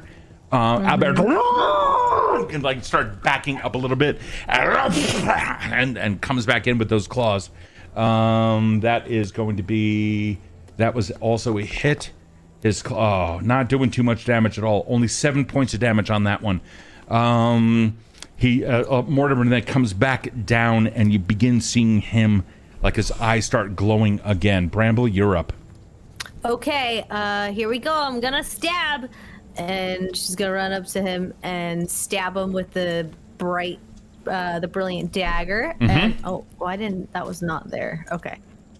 All right, so you have a manipulate action to draw it. Oh, I got it. No, it was that was from the shard. It was drawn, but that was switched over to the shard. All right, that's fine. So I got I got a 11, but then I didn't target it. Do you want me to roll again? No, his AC is 21, so that is a critical miss. Oh, and we have to resolve his critical miss too. Hold on, let me see what that critical miss was, and then we're going to do the same thing for you. Oof. Okay. So Morty, on his very last attack that he crit, he came up against this thing in a really, really bad way. The owlbear just swatted him aside. He also got pushed back a little bit right to the edge, and half of his body went over, and his other 4 claws up front. It's like scrambling. He's going to be slowed by 1 until the end of his next turn. And yours was a critical fail. That one, and you're using a dagger that's melee. You are moved 10 feet in a random direction. Chat, I need !D8. 1 is going to be directly in front of you, which would be towards the players, or excuse me, towards the owlbear, and then going in a clockwise direction around that 2, 3, 4, 5, until we get all the way around. That is going to be Tales of Mercia. Johnny, thank you so much, buddy. That's going to be 4. So that would be 1 would be over here. Okay, 2 would be over here. 3 would be over here, and then 4 is going to be over here. All right. So, and you are moved 10 feet in that direction. So we're going to move you back here. He swats you back. Fortunately, it was with an armful of feathers, and you took no damage from that whatsoever. You have 2 actions left. Okay. No, because I moved forward to hit him, so I don't have 2 actions left. Okay, so then you have 1 action left. I'm gonna. I guess I'll hold it. I can't really do anything right now, so I'll hold it for something else. But I don't know if I'm gonna get there in time. Okay, not a problem. Do you have any spells or anything like that that you want to begin prepping or something? Can I begin prepping us? I don't know how that works. Try. No, it's more of a role play thing. It's going to buy you a little bit of time. That's all. Tanglefoot? Yeah, you want to begin working on that? All right, cool. Yeah, sure. So yeah, you begin looking it up, and meanwhile, the owlbear is now going to attempt an attack. It's coming in, moving by 15 feet. Oh, geez, it's moving by 10 feet. Just tried to stomp him into the earth, and is going to attack Morty twice. This is 1 with a talon and 1. Whoop! Hold on, I have to get rid of that one, and 1 with a beak because it's -5. I should have kept the 5. God damn it. Damn it. Morty was hit by 7 and hit by 5. Oh, God. All right, let's see what we have. Morty takes oh, jeez, dude. He takes 11 points of damage. Well, so, I mean, he's holding up. And then the second attack, which was with the beak as the owlbear comes out and, gnashes at it. That's going to be for 14 points of damage. Mortimer is getting, I'm gonna fucking eat you. Mortimer looks up. He only has 2 actions remaining, and you can see from where you're standing, he has major cuts that have completely opened up on his back. You see large gouges taken out by the owlbear's beak. They've been ripping into him. He turns, looks up, spends both of his actions on his gaze.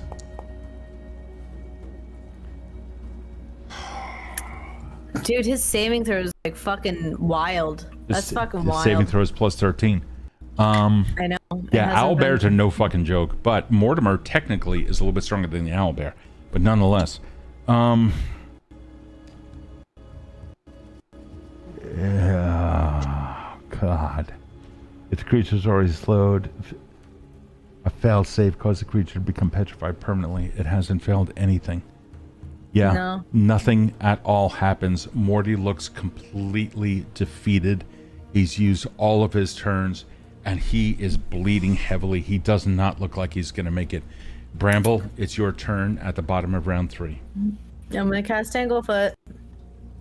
Okay. I need to make an attack. This is an attack check? Yep. It's a 22. It fucking hits. Oh, he gets completely locked down. Oh, shit. Healings can only be used on PCs. They can, hold on. Double check the language of the channel points. That's a really good question. Let me see what that says. Heal a hero. You can heal a hero. He is considered a part of the crew, Crazy. Yeah, if you wanted to, you would be able to do that. The owlbear is now... Oh, shit. Okay, so you succeeded. Okay. And... Alrighty, what level? You are 4th level, so the effect's going to last for a total of 1 minute. You didn't have it heightened up to 4th, did you? I don't know what that... Oh, wait a second. It's a cantrip. Right, it's a cantrip. Therefore, excuse me, it is automatically heightened. So the effect will last for 1 minute. Oh. Okay. So it was a standard success. The target makes a negative 10-foot circumstance penalty to its speeds for 1 minute. Crazy just redeemed 5,000 channel points for Morty. Crazy. Yeah. So here's what you're gonna do. You're gonna roll exclamation point. We don't have like a full die roller on this channel. We really should, but you're gonna have to roll. And it's gonna take a little bit of time, or I can roll for you. This is your option. Exclamation point D10 5 times. Remember that there's a cooldown period in between each. It can get frustrating. If you want, I can roll for you right now on stream. You tell me.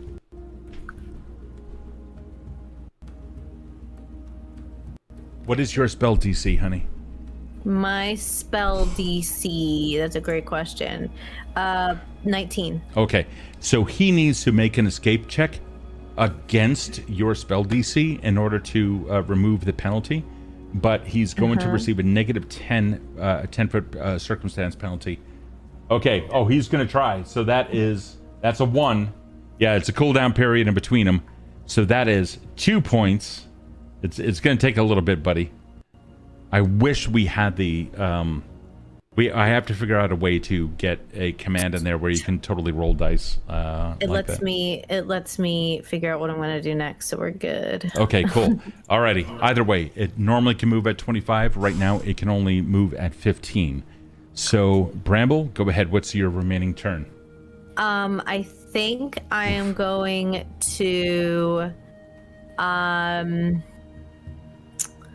so I'm gonna get my javelin. I'm gonna spend the last action to prep or take out my javelin to throw it. So taking out your javelin is going to use a manipulate, which will be your last action.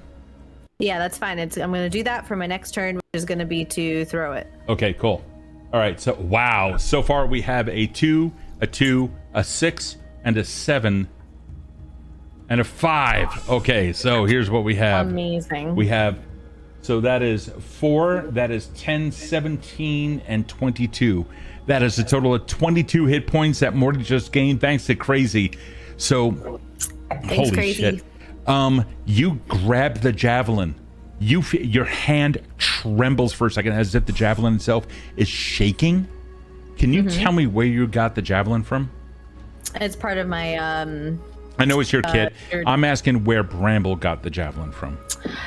Bramble on her way out of the you know what, on her way out of the Circle of the Verdant Dawn, because I think she's got 4 javelins. Sure. We're gonna say Branwyn, the seasoned ranger centaur, hooked her up with a couple javelins. Oh, so they are finished and polished. Yeah, and was like, you may be small, but you are mighty, and hands presents. All right, then from their centaur village for javelins. So you go back to grab the javelin, and you can feel it go. And at that moment, roots. You didn't plan on this. Your roots dig down into the earth, burrow in between all the cracks of rock, and all the way down until you feel like the heart of the earth. You can feel a surge of energy coming straight up through you until finally like a wash just blows out over you. And Mortimer, I don't know what you just did, but that really fucking helped. And I'm gonna look at the owlbear. I'm gonna say, I said stay the fuck away from my friend. And then my turn with my little javelin. Because Crazy came in on the clutch and even wanted to do it for an NPC, typically it can only be used to heal a hero. I healed you up as well. What? All right. Crazy. So, all right, that was your turn. The owlbear now coming back. Mortimer was just having a bad day, still having visions of last night. Yeah, no joke. And Raffle, that really was a really good tip. Okay, the owlbear's coming back. So they're gonna strike out again. There's gonna be claw, and then beak. Oh man. Well. Oh no. Okay. Can we just cancel out the critical one? So the first one hit. The damage comes down on Morty for a total of 14 points of damage. The second one is in fact a critical hit. Oh boy. Let's see. We're gonna take a card on this one. This one is, where the hell is it? It's that was a claw. Which one was this? Number 36. There we go. Triple damage if the attack was ranged or thrown. Double damage for all other attacks. It was a javelin catcher. So that one is going to, oh man, it's going to be double damage coming down on Morty. Oh, that was... I think he might die. That's going to be... Don't die, damage. buddy. Oh, hold on. That is going to be on him. Double damage. 18 points. Oh! You see both two of his right front legs collapse under him, and the other two are attempting to hold him up. You see the other legs in his back completely flailing out of control. The owlbear came down, and on that last swipe, carved a gaping wound open on his rear back. And you can see like a spine that is now somewhat out of joint, and blood is pouring out of him and beginning to pool around him. Thankfully, the owlbear had a critical miss. He missed by 10 on the last attack, which was the beak attack, where the owlbear was coming into that exposed spot and was going to latch itself onto his spine. The fumble it's a melee attack. It's not much, but the thrashing around of Morty and his cries out of pain have just caused the owlbear to... He's become winded and short. He's become fatigued. Morty turned around, smacked the owlbear, but completely by accident. It looked cool, but it was completely by accident and almost pathetic. His tail came around and smacked the owlbear, causing it to stumble a little bit. Not doing too well at all. Let me give it fatigued. Okay. I'm gonna say, Morty, get out of here. He like looks down at the ground. I can't move. And you see his legs like twitching. He's not looking good. The owlbear is done. Morty, he can't do anything except he can't attack. He's going to try a petrifying gaze one more time. He looks up at him. I'm sorry if I fail you now, but you need to fucking die. And he looks up at the owlbear. The owlbear rolls. Oh, every fucking roll. Fuck. Okay. And it succeeds by 1. Or excuse me, it succeeds by 2. With that, Morty lays down on the ground, completely defeated. He's got some gaping wounds in him, and he does not look like he's going to survive any subsequent attack. Bramble, this is completely up to you. Okay, I'm gonna start by throwing the javelin, because that fucker is about to get nothing. That's gonna miss. Well, you missed by 6. That's only 1 attack. You still have 2 actions. Yeah, I know. I'm going to... Oh, did it escape Tangle Root? No, it hasn't moved. Okay. It hasn't moved, so there's been no movement. Oh, okay. I'm gonna... What are you doing? Trying to figure. I'm gonna try Vomit Swarm. I don't think there's anything much I could do. I'll try Vomit Swarm. Fuck. Yeah, I mean, it's you could try that. You could also try Hydraulic Push. I could do that. Well, if it's entangled, or if it's tangled, that'll get rid of it. It's not gonna go anywhere. Yeah, but right? You're still gonna do damage to it. And the owlbear looks like it's beat up, but it's still up there. All right, I'll do that. If you want, you would have to. Spell. You look at it. I don't want to. Yeah, I don't want to steer you wrong. If you committed an attack and you got a critical success, and you rolled high on all of it, you might be able to kill it. However, you're looking at it. It doesn't look well. It looks like it's been in a bite, or excuse me, it looks like it's been in a really bad battle. But it's a big fucking creature. This is like 4 of you can take this thing on.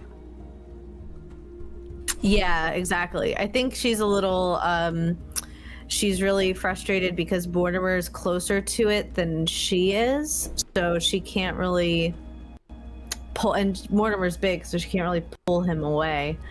So I think she's just relying on the fact that she has to either push it away, because they can't really leave. She can't pull him out because they can't leave. So she's got to kill it.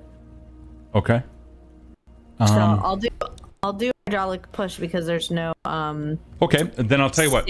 Let me give you. All right, so cool. You're gonna do hydraulic push. So here's what I'm gonna do. Give me a recall, knowledge, nature. Okay. Okay. What we are going to attempt to do. Typically, you need a feat to do this, but we're gonna look for. That's a 16. Mm-hmm. Okay, I was setting you up for a potential of a fortune roll where you can, take the highest of 2 rolls. Alrighty, go ahead and make your... That's all right. Alright, go ahead and make your attack.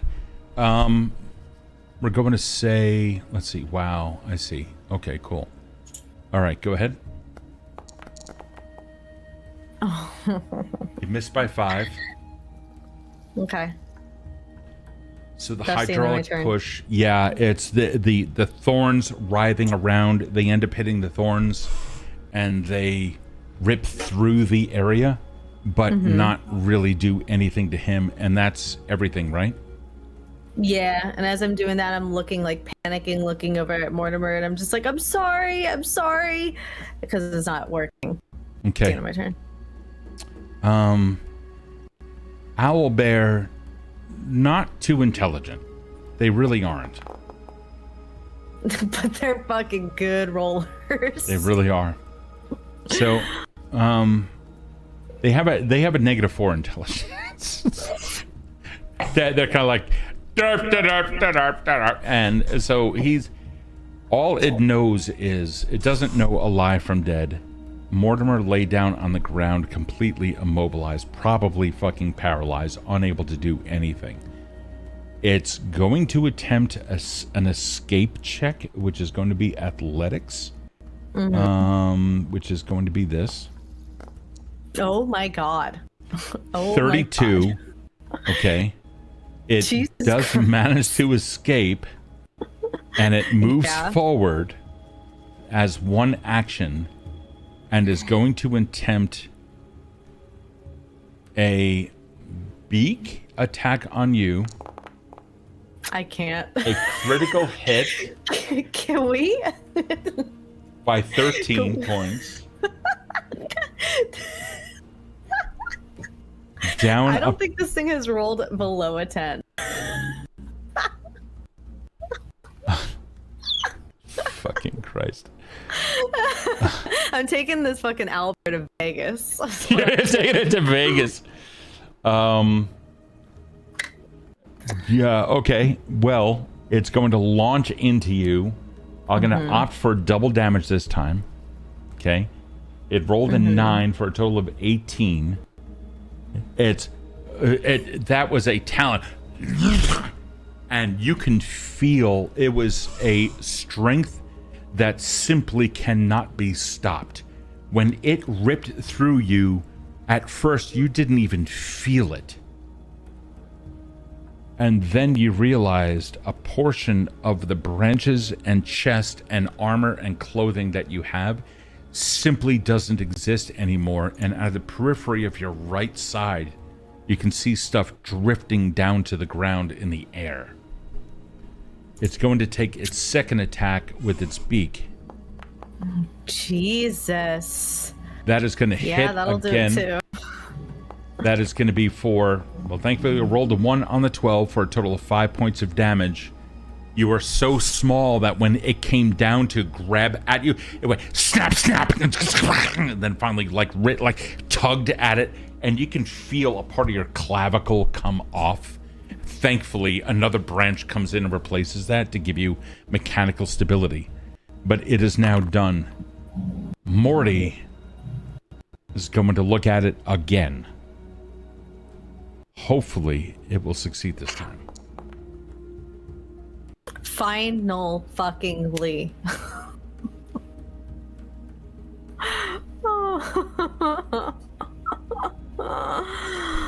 So it is now, there's a, Morty's like, kind of like, it's, his legs are not moving at all. And he looks up with, and you can see the purple eye, the gem eye that you gave him. Look up, and it's, the owlbear's like starts coming at you. And then you can hear, it just starts creaking down slow. That's the first effect of it. It loses one action if it fails. It becomes slowed 1. If it was already slowed and gets hit again, it will become petrified permanently. So, with that, he can't do anything more. And Bramble, you go. All right. I have animal form, don't I? Yeah. I do. I don't know. Well, you have humanoid form, don't you? I do, but I took animal form when I did the long rest, and I have it in Hero Lab. I don't have it in Foundry, because I don't know how to add it because I don't see it. So wait, what? You don't? What are you missing from your sheet? I wanted animal form instead of entangle, or instead of humanoid form, and I have an empty slot in first level for some reason, and I can't move things over. Okay, hold on. Then let me look at that real quick. Okay, you're saying animal form. Okay, it's a second level spell. Let me just make sure. It is primal. Yeah, you should absolutely have it. And you're saying that you've been unable to take it, and so you ended up taking humanoid form instead. Okay, so 1 second. Let me. Okay. Because if that's the case, I mean, you should have the spells that you want. 1 second. I see it here. So there's your animal form. Oh, whoops. Hold on. What was just replaced? Did I? Vomit Swarm. Vomit Swarm. Okay, so let's put Vomit Swarm there. Okay, so there you go. So now you do have animal form. Be advised, you already cast Hydraulic Push. So, I did. So check that off on your sheet. As cast. I also, Spider Sting was removed from first level. And, okay, was that meant to be? Nope, it's just not there. It's just not there. Was it supposed to be there? Yeah, it's part of my, I have an empty slot for some reason, I don't know why. Where do you have an empty slot? It says first level. I see what you mean. Okay, yeah, your spell prep needs to have these things first, and then you click and drag from the compendium into your prepared spells, then from prepared spells into this. All right, what is that one? Spider Sting? Spider Sting. Okay, so then there you go. So there's your Spider Sting. So he is right next to you. You can do a Spider Sting if you wanted to. However, it's only ever going to inflict 1d4 damage. The good thing is that after some time, the question is whether or not you have that time. Yeah. Did he's getting his persistent damage. Okay, good. I would like to, can I do this? I'd like to. What do you want to do? I would like to Gale Blast him into the rocks. Because that's a. Ooh. Well, it's only 3 though. Well, it's the damage increases by 1d6, and once again, cantrips automatically are heightened. So keep that in mind. So, but yeah, you are right though. The damage is only 3 bludgeoned. but it should increase by 1d6. Yeah, it's not going to be sufficient to really take him out. What you want to do is get him onto a place like if you had the ability like to push him off the cliff, that might do something. Yeah. Morty is on the ground. I'm gonna go. Okay. Fuck yeah. What do you got? We're gonna try this. Bramble is gonna move like around it to like right here. Okay. And then she's gonna say, Morty, get down. And even though he's already down, and she's gonna do Gale Blast to push him so that he trips over Morty off the cliff. Oh shit. Okay. All right. Wow. So you're going to try to push him. Okay. So with the Gale Blast. Okay. Yeah. Something that you should know. So this thing is a large creature. 1, 2. Yeah. It's a large creature. Let me just double check that you can push a... I would imagine Morty is also pretty large if he's 13 feet long. But he can't push. I don't need him to push. I just need him to lay there.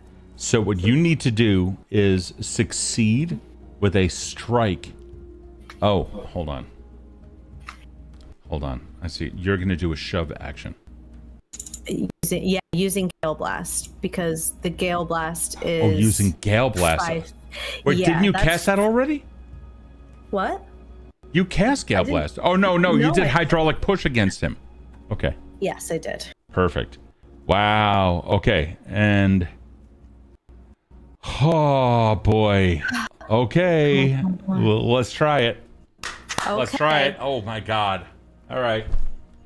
All right, so hopefully he fumbles over Morty. So I just want to make sure. So it needs to critically fail. That point, it takes double damage and is pushed 10 feet away from you. If he fails, then he only takes full damage, which is going to be like, 3 bludgeoning, and is pushed 5 feet away from you. Okay. Mm-hmm. So Morty's like essentially, just under him. If he succeeds, he's going to take half damage, and if it's a crit success, it will be unaffected. So you can try. It's a DC save 19 against its fortitude. He's been rolling fucking great on his fortitude. Yeah, so he really has. I know that's what I'm kind of worried about. But unless I just instead go back, if I just stab him, but I don't really want to just rely on just stabbing him. Yeah, if I have all this other stuff I could do. It's gonna be really bad. So, Morty is right there. Let's see. Hold on. Let's take a look here. Morty is right there. He's flanked. He is flanked, exactly. So, let's see here. So if that's the case, it becomes flat-footed, essentially, which is going to give a -2 to its AC. So since you did that, let me give it flat-footed as well. Okay, so its AC is now less. Okay, so now, in order to take advantage of flanking, you want something with a spell attack, not something that's going to rely on it making a saving throw. Okay. Do you have anything that does that? Vomit Swarm? Vomit Swarm is not going to... That's not a spell attack. Thing. That's not a spell attack, yeah. I don't have any spell attacks that don't require... How many actions do you have? Well, you just moved to get into it, so you only have 2 actions left, right? Mm-hmm. Okay. You could try a shove. So a shove is an athletics for you. It's an athletics check plus 7. It's only 1 action.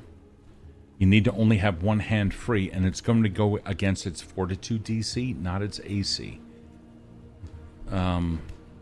But at least that might give you a little bit of an action. And because Morty is right behind him, and it has been established Morty is 13 feet long, I will give you fortune on that. So you would roll twice and take the highest. All right. Then before I do that, if that's 1 action, I'm going to stab him first to catch him off guard, and then I'm going to shove him. Okay. All right. Let's do it. Whew. Fuck yeah. Let's do this. Critical hit. Critical hit. Holy shit. Nice. Hit. Okay. Do you want a card or do you want double damage? Double damage. What are you stabbing with? My brilliant dagger. Which does how much?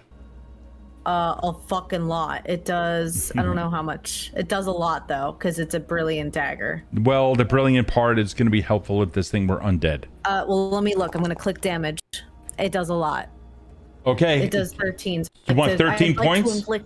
No, it's double damage, so I'd like to inflict 26 points, please. Okay, you want to do double damage on it? Yes. Mm-hmm. Okay, you keep applying damage to yourself? Let's not do that.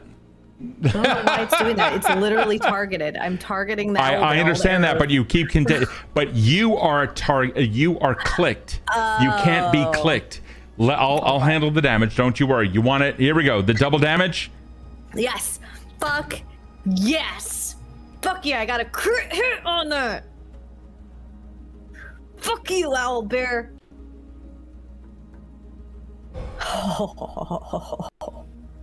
Oh, that almost ended so bad.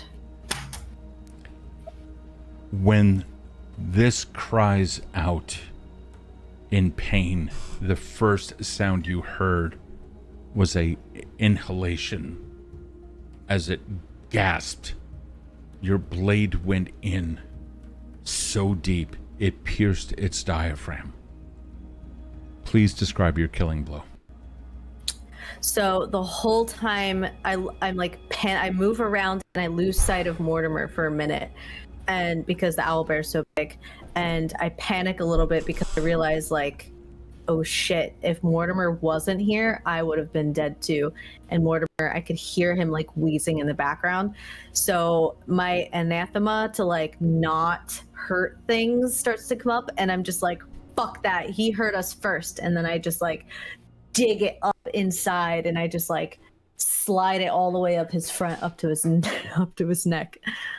You reach up as much as you can, and the creature ends up falling back on its side, first taking a couple of steps off, and then unceremoniously, as its internal systems begin to collapse, its knees just give out, and the entire thing lands down on the ground in a heavy, heavy slump. Congratulations. Fuck. Bramble immediately is so pissed that this thing almost killed her friend, and she almost killed Barbara, and all that is coming back of like, this world is a lot more dangerous than Willowbark Thicket, that she just goes into a frenzy with her dagger and just starts hacking. This is gross. Hacks away at the owlbear's head until it comes off from its body, and then she's like, don't look at me, Mortimer, don't you look. And she carves it out like a fucking jack-o'-lantern, and then gives the head to Mortimer to wear as a mask for new blinders. Wow. Welcome to the villain arc. Wow. And then she's gonna spend as much time as she needs to administer first aid to Mortimer. So you have healing plaster. I assume that you use that. Sure. Yeah. Okay, cool. Or at least stop bleeding or stabilize for administer. He's looking. He looks up at you, and what is that spell called? It's healing plaster. Healing plaster. It is healing plaster. Okay. You can hear that. I almost had him. You almost did. Here, eat this, and I also cast Goodberry. Oh, how much does it give him? Goodberry is It's 1d6. I think it's 1d6 plus 4. Yes, it is 1d6 plus 4. Okay. So there you 7. go. That's going to give him 7. So that's going to heal him. He eats that. You're also much worse for wear, but you're not doing well. He's not doing well. How much time do you want to take to heal wounds? I'm going to sit. Do I hear any more owlbears in the mist? No, right now it is wonderfully and thankfully quiet. It looks like that. It might have followed. Yeah, I'm going to like with all of my might, I'm going to pull on Mortimer's tail to get him over to like where that little wall was, Oh so my we can God. Okay. lean against there for a little bit, and we'll stay there until we're both pretty fucking healed. And Okay. I'll do as much as I need to do that. So can you give me then a athletics check, please? This is going to be you Yeah. dragging him off. And do me a favor, give me 5 of them. Hold on to the results until you finally have them all, and then read them out if you don't mind. Okay. And you're dragging him off into a much safer location. Okay. Yep. Oh boy. I see a lot of stuff being rolled That's here. okay. It's not bad. I've got a 27, a 23, an 8, a 26, and a 13. There is a moment that you swear you didn't know how much strength you had in you. When you begin pulling him back away from the cliff, there's a moment that you weren't even aware that you were moving a creature that is probably 6 or 7 times your weight. You end up pulling him back, and the entire time there's wheezing. His legs are just dragging behind him, and every now and then that you give a heave, he's like moving a little bit, and you can kind of see that he's trying to get his legs to move forward. And he, at one point, kind of like gets 2 of his legs upright and then collapses down, and the wound on his back is just exposing everything. He is not dying, but he is definitely wounded, and he does not look good. When you apply the first aid, we're going to skip ahead maybe an hour or so. By this point, we can imagine that there's already healing plaster over his open wounds. And as you gaze out over a cliff's edge, though it is some distance away, mist rising and falling out of it, as we come into the nighttime hours, Mortimer's head with blinders still on so he doesn't accidentally do something to you. His head is just resting in your lap. And even Barbara is coming along, and every now and then trying to like goes off and grabs some weeds that of some medicinal value and puts it in her mouth and chews it down into a poultice and like puts it there, like really assisting in any of the first aid that he possibly that she possibly can. Yeah. I think at some point, like, I had pushed him against the wall and then applied healing plaster and realized his wound is too open and it's not going to cinch together. So I think at some point I animal formed into a bear and spent like an hour leaning up against him in the wall to kind of like keep it together so the healing plaster could work. Oh my God. So when his head's finally in my lap and back to being Bramble, I am exhausted, but my vines come out and they're still like pinching the last bit of his back together, like while I'm sitting there like just petting his head. So he's really not doing too well. However, when the night passes and he's able to get a long rest in, and I mean, at that point, he just ends up collapsing. When the morning comes, and you also, did you do a long rest yet? I just did. You just did. Okay, great. We're going to say that there's a little bit more to it than just mere rest. There's the first thing that wakes you up in the morning is an odd smell. It's like a stench of like gases, a combination of gases and meat that has been left out. And you find yourself head slumped down, leaning up against a wall.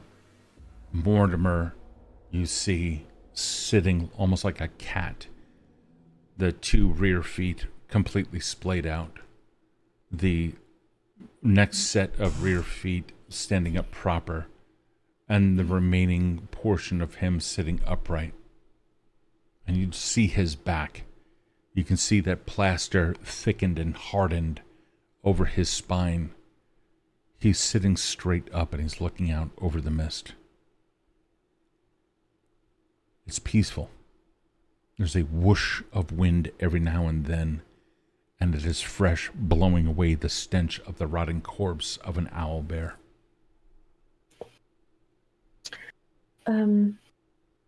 Morty? He turns, and a blinded eye, or the blindered eye, like looking back.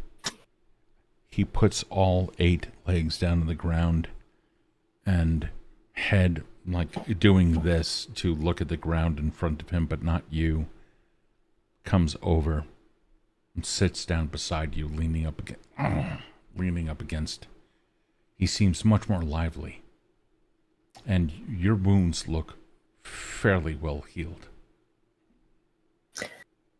Listen, this is really dangerous, and I would completely understand if you didn't really want to keep going.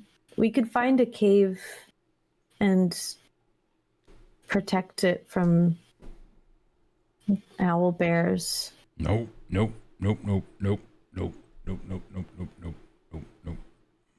Are you sure? Yep. When he sat down next to you, he allowed his body to kind of slump like imagine a cat sitting in a sofa, but like a human. Yeah. And the rear 2 legs, just kind of like splayed out. His last 2 legs, he goes thump thump on the owlbear carcass, and then his lower 2 arms just kind of cross like this, and the other 2 arms cross on top of those. All right, owlbears kind of, well, the hills suck. Were supposed to have them. Yeah, they suck. But no, hey, listen, I gave you that information about this place that was called a, hidden sanctum or something like that. And I wanted to make sure that you got there because, you didn't try to kill me. Everyone who ever came over to me, like all that time ago, he gets lost in thought just for a brief moment. I didn't always live where you found me, There was a time when I lived a little bit closer to civilizations, like down to the south a little bit, and the humans that are down there are just, they don't care. They think anything that is not them is merely evil, and they just want to kill all things.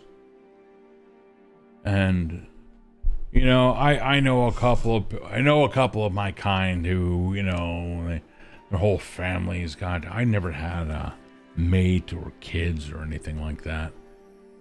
But I did have a home, and the home was decorated, and the home was mine, and the home was good. I had a nice running cave stream in the back, and I had nice little cave spiders, and they used to, when I was sleeping, weave little blankets over me. Yeah, I think they were just trying to eat me, but they couldn't figure out how to, so I call it silk blankets, but whatever. And the eats were good. I feel bad for all the bunnies. There was a lot of bunnies that love finding out what I don't know what it is about rabbits in caves, but they love finding it. And then the humans started coming in, and that was all gone, right? And so I moved over to the next cave, and then this place was a lot better, a little bit larger. And it was really only 10 feet over, but I tried to move. I didn't want to move too far, but I tried to move a little bit out of their reach, and that eventually they just kind of came along. And you're trying to find a way to stop them. When you found me, the only reason why I was there was because the Fae and the Glade, you know, my neighbors, they're the ones who kind of made it so that I can live in peace. And they brought you to me. So, I figured you gave me a chance at adventure in life that I would never have known. I don't think I would stay anywhere. I keep looking for caves because caves is what I know. Well, and I don't know much. I mean, I've only ever lived in a cave. I know what a rock is, and I know that sometimes I can eat them if they're made out of meat, but, you know, I'm not too brilliant. I know that. I guess what I'm trying to tell you, and he looks right at you in a heartfelt moment. No. Give me Oh, fuck. And that's the end of the campaign, folks. It's a DC 22 Fortitude save. Of course it is. That is a high thing. That's a 23. Fuck you. No. And you look at him and you're kind of going, ah! And you look at him and he like looks down almost instinctively for a second, and then but you kind of see the angle of his head, and he's like looking down at your feet to see if anything happened. Mm-hmm. And then he like follows the rest of your body up, and then he's finally looking at you in the eyes, and nothing happened because you made your save, but he's looking at you. Uh-huh. He has a really kind look on his face. I'm gonna stay with you.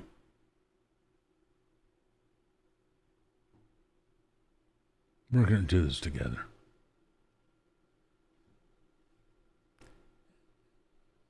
And we will see you next week.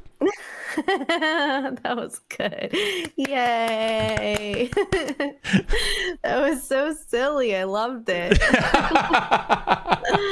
I had such a good time. This was a lot of fun. Tonight was absolutely a lot of fun. I hope you guys out there really enjoyed it as well. I'm so sorry about the technical stuff. That was just like totally unwarranted, and I am so sorry. No, it's good. If they were in my stream earlier, then they would have gotten used to it by then. So you're good. Oh, crazy. Great, and making me cry here. Crazy. Thank you for that. I really love the admission that you have and the honesty that comes with that to let us know what's going on your end. So thank you for that. I hope you're okay. Yeah, tonight was, how was it for you? And in the words of Kevin Maphis, who at the end of the first Seekers game wanted to know what we learned. What did you learn tonight? Well, I learned that if I am strong enough, I could withstand a basilisk stare, so that's fun. And an owlbear attack, not one, but two. Yeah. So I think that Bramble is starting to learn how ingenious she can be, even when it's hard and it doesn't work the first time. Oh my God, something will work. Oh, 100%. Yeah. By the way, if there's any Patreon patrons out there who would like to be able to talk with us, of course, anybody here can ask us questions in Twitch chat. Love to hear from you. But if you also want to be heard, then let me know in chat. And what I'll do is toss you in as a guest on the chat. And then we will be able to hear your voice. This is not going to be through Discord. This will be through Twitch guest features. So if you would like that, then let me know. Just a quick plug for the Discord. If you are not a part of the Discord, join the Discord if you would like, because we have a really cool resurgence of fan art, including what is my particular favorite so far, which is by our own Crazy, who created Barbara out of actual thistles, which is so fucking cool. So you don't have to be a digital artist or a traditional artist in any sense of the word. Art means writing, thistle gathering, like anything, awesome. Yarn, anything can be art. Like, we're all artists. So. And Apple saying I'm almost done. That's fucking amazing. Yay! Oh my God, I absolutely love this. Holy shit. If anybody here wants to be able to chat with us, let me know right here, and then I will send you out a link so that we can get you up in here, because we'd love to be able to hear some of your voices. Apple, you are absolutely more than welcome to join. Anybody else who's also a player in any of the other streams, 100% you can come on as well. Crazy, you know what? You're such a contributing. Well, I mean, if you want to, of course you can. So if you guys want to, just let me know. What else? Was there other lessons that you had or anything like that?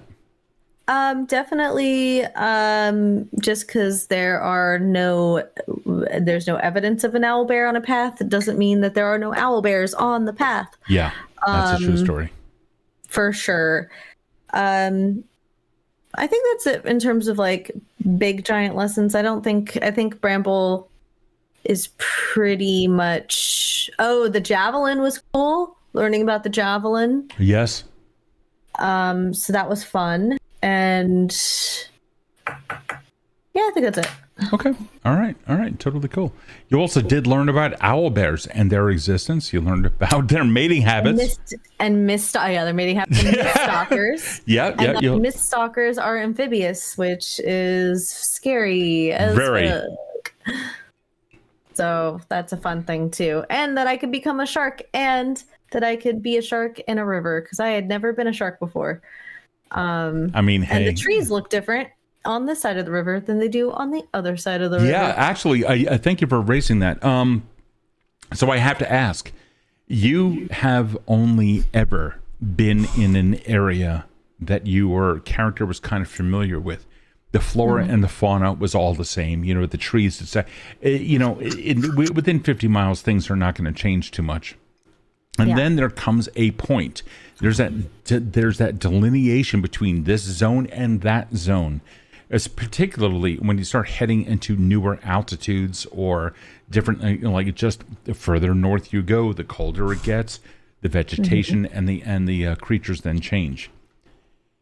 Crossing that river was a physical boundary between your land of Tearful Brag, where you come from, and now the land of the Zorleaf riders.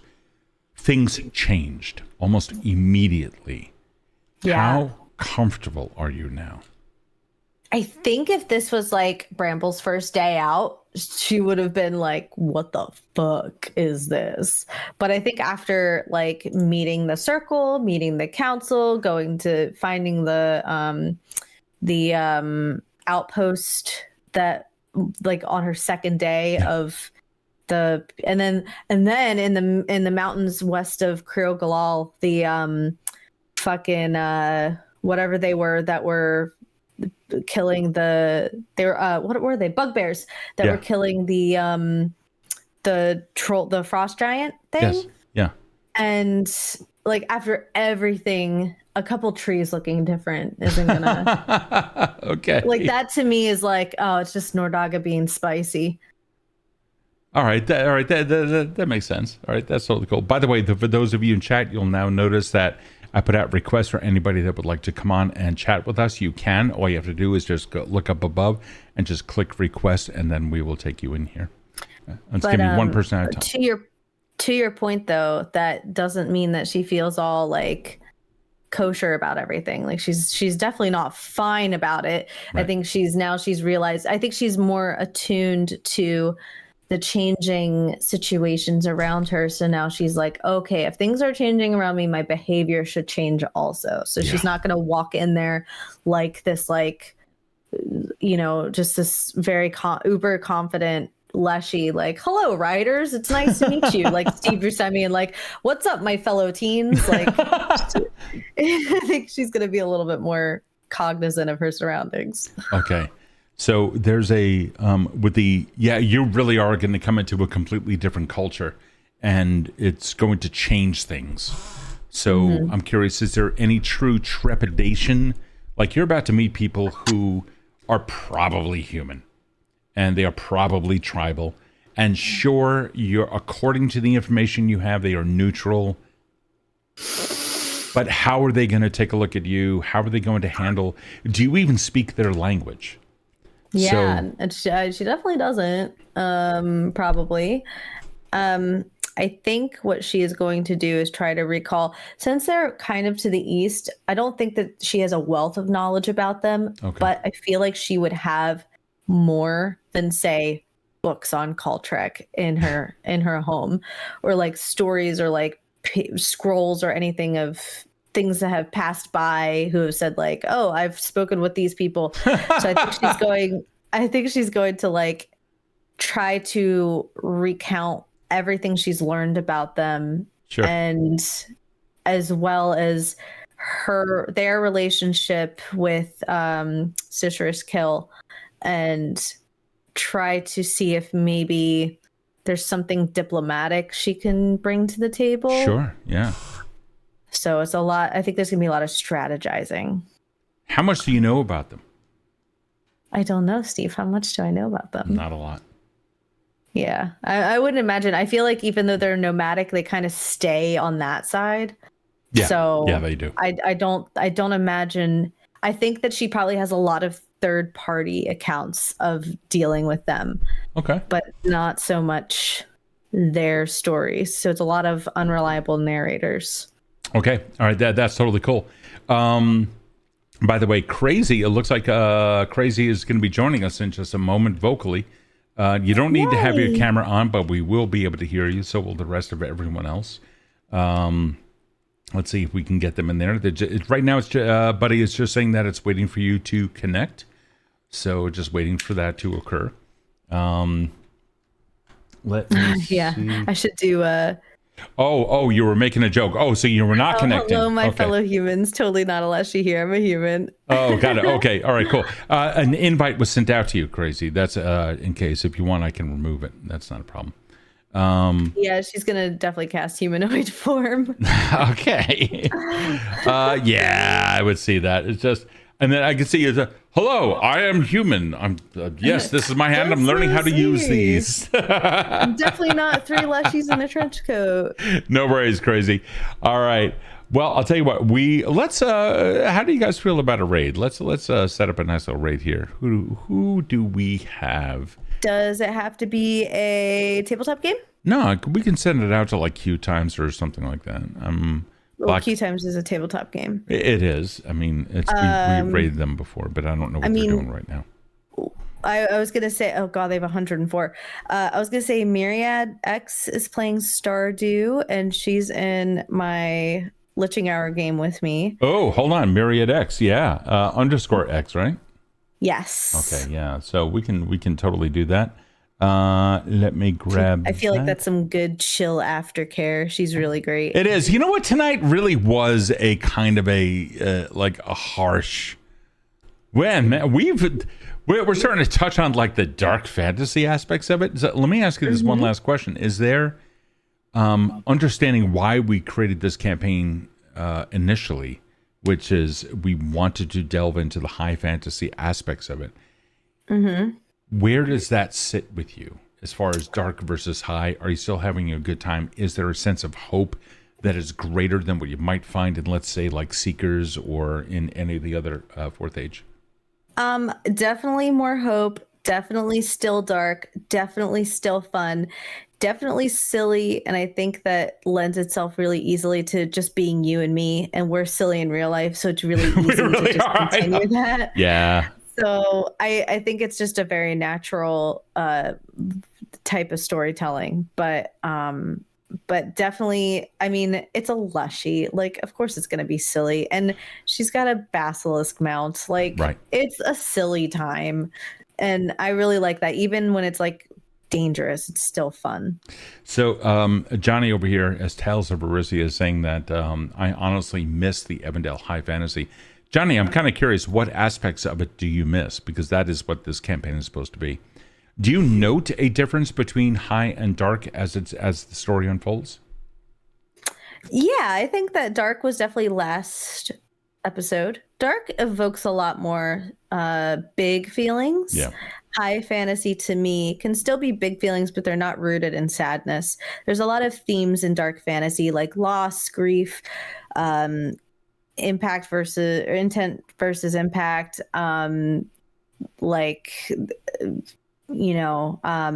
evil versus good, what it align. It's very nuanced.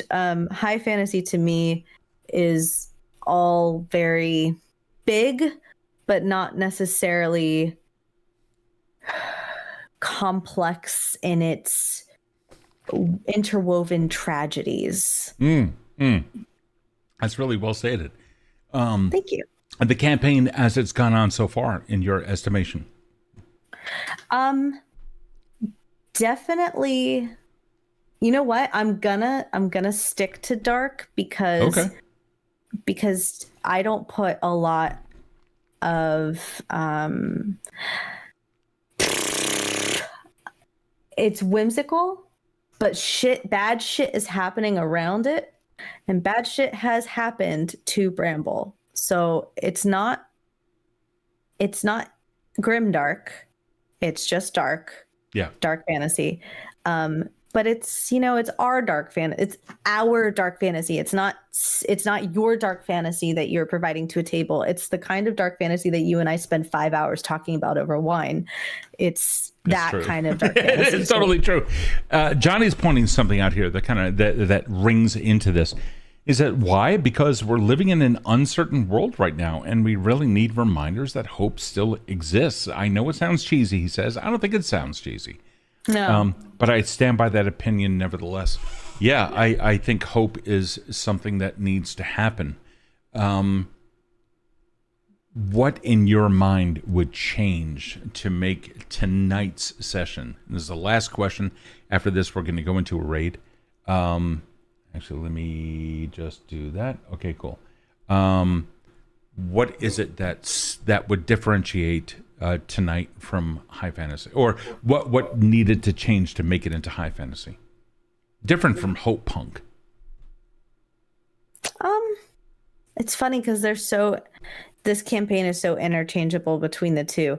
I think it's despite it being so silly at some points, it is still so Evindale. And I think that's its own kind of fantasy. Like, obviously it's multi-age, so you can put there's cyberpunk Evindale. Like, there's so many different types of Evindale. But because this is third age, technically it's supposed to be high fantasy. Fourth age is dark fantasy. But it's Evindale. So the way that you are implementing a lot of this like spooky or sad shit into a third age campaign alludes to what's going to happen should Bramble fail, or should Bramble realize that the last seed of the first Leshy doesn't really fucking matter. She could do all of this and find the last seed and think it's going to bring world peace, and Noradaga's like, psych, it's nature, and nature just takes its course, and it doesn't matter what she does. Wow. And that to me is like a great introduction to the fourth age, because then you're really going into like, well, if it doesn't matter, what are we here for? And that's like really sitting in all of the oppressive shit that the fourth age offers. Either way is going to tell a really fucking good story. I don't think we really have to like define what this campaign is. Okay. All right, cool. With that said, today is Monday, July 3. We are going to pick back up on July 5 with a brand new episode towards the end of the season of Kill City Sinners, the aforementioned cyberpunk campaign that we were just, or that Erin just mentioned, of which Erin is also a part. And this is going to be Kill City Sinners is a little bit different for our usual games on this channel, because after this, Erin takes over as GM after this story concludes. And then it's going to be Dr. Throat Punch, aka Mike. Who is that asshole, Dr. Throat Punch? And inside like joke. Twin Peaks. That's Yeah. all Oh God. Yeah. Well, come on Discord. Come and find out about it. And then on Thursday, we are also going to pick up 8:30 p.m. Eastern time. That is New York time. We're also going to find out what is going to happen with Seekers of the Fall, a brand new 6-person Pathfinder 2E campaign, episode number 3, I believe. Wow. Yes. So in the meantime, we're going to go raid. I hope you guys have a fantastic night. Stay adorable. We love you. Bye-bye. Hail Hydrate. Hail Hydrate. Hail Satan.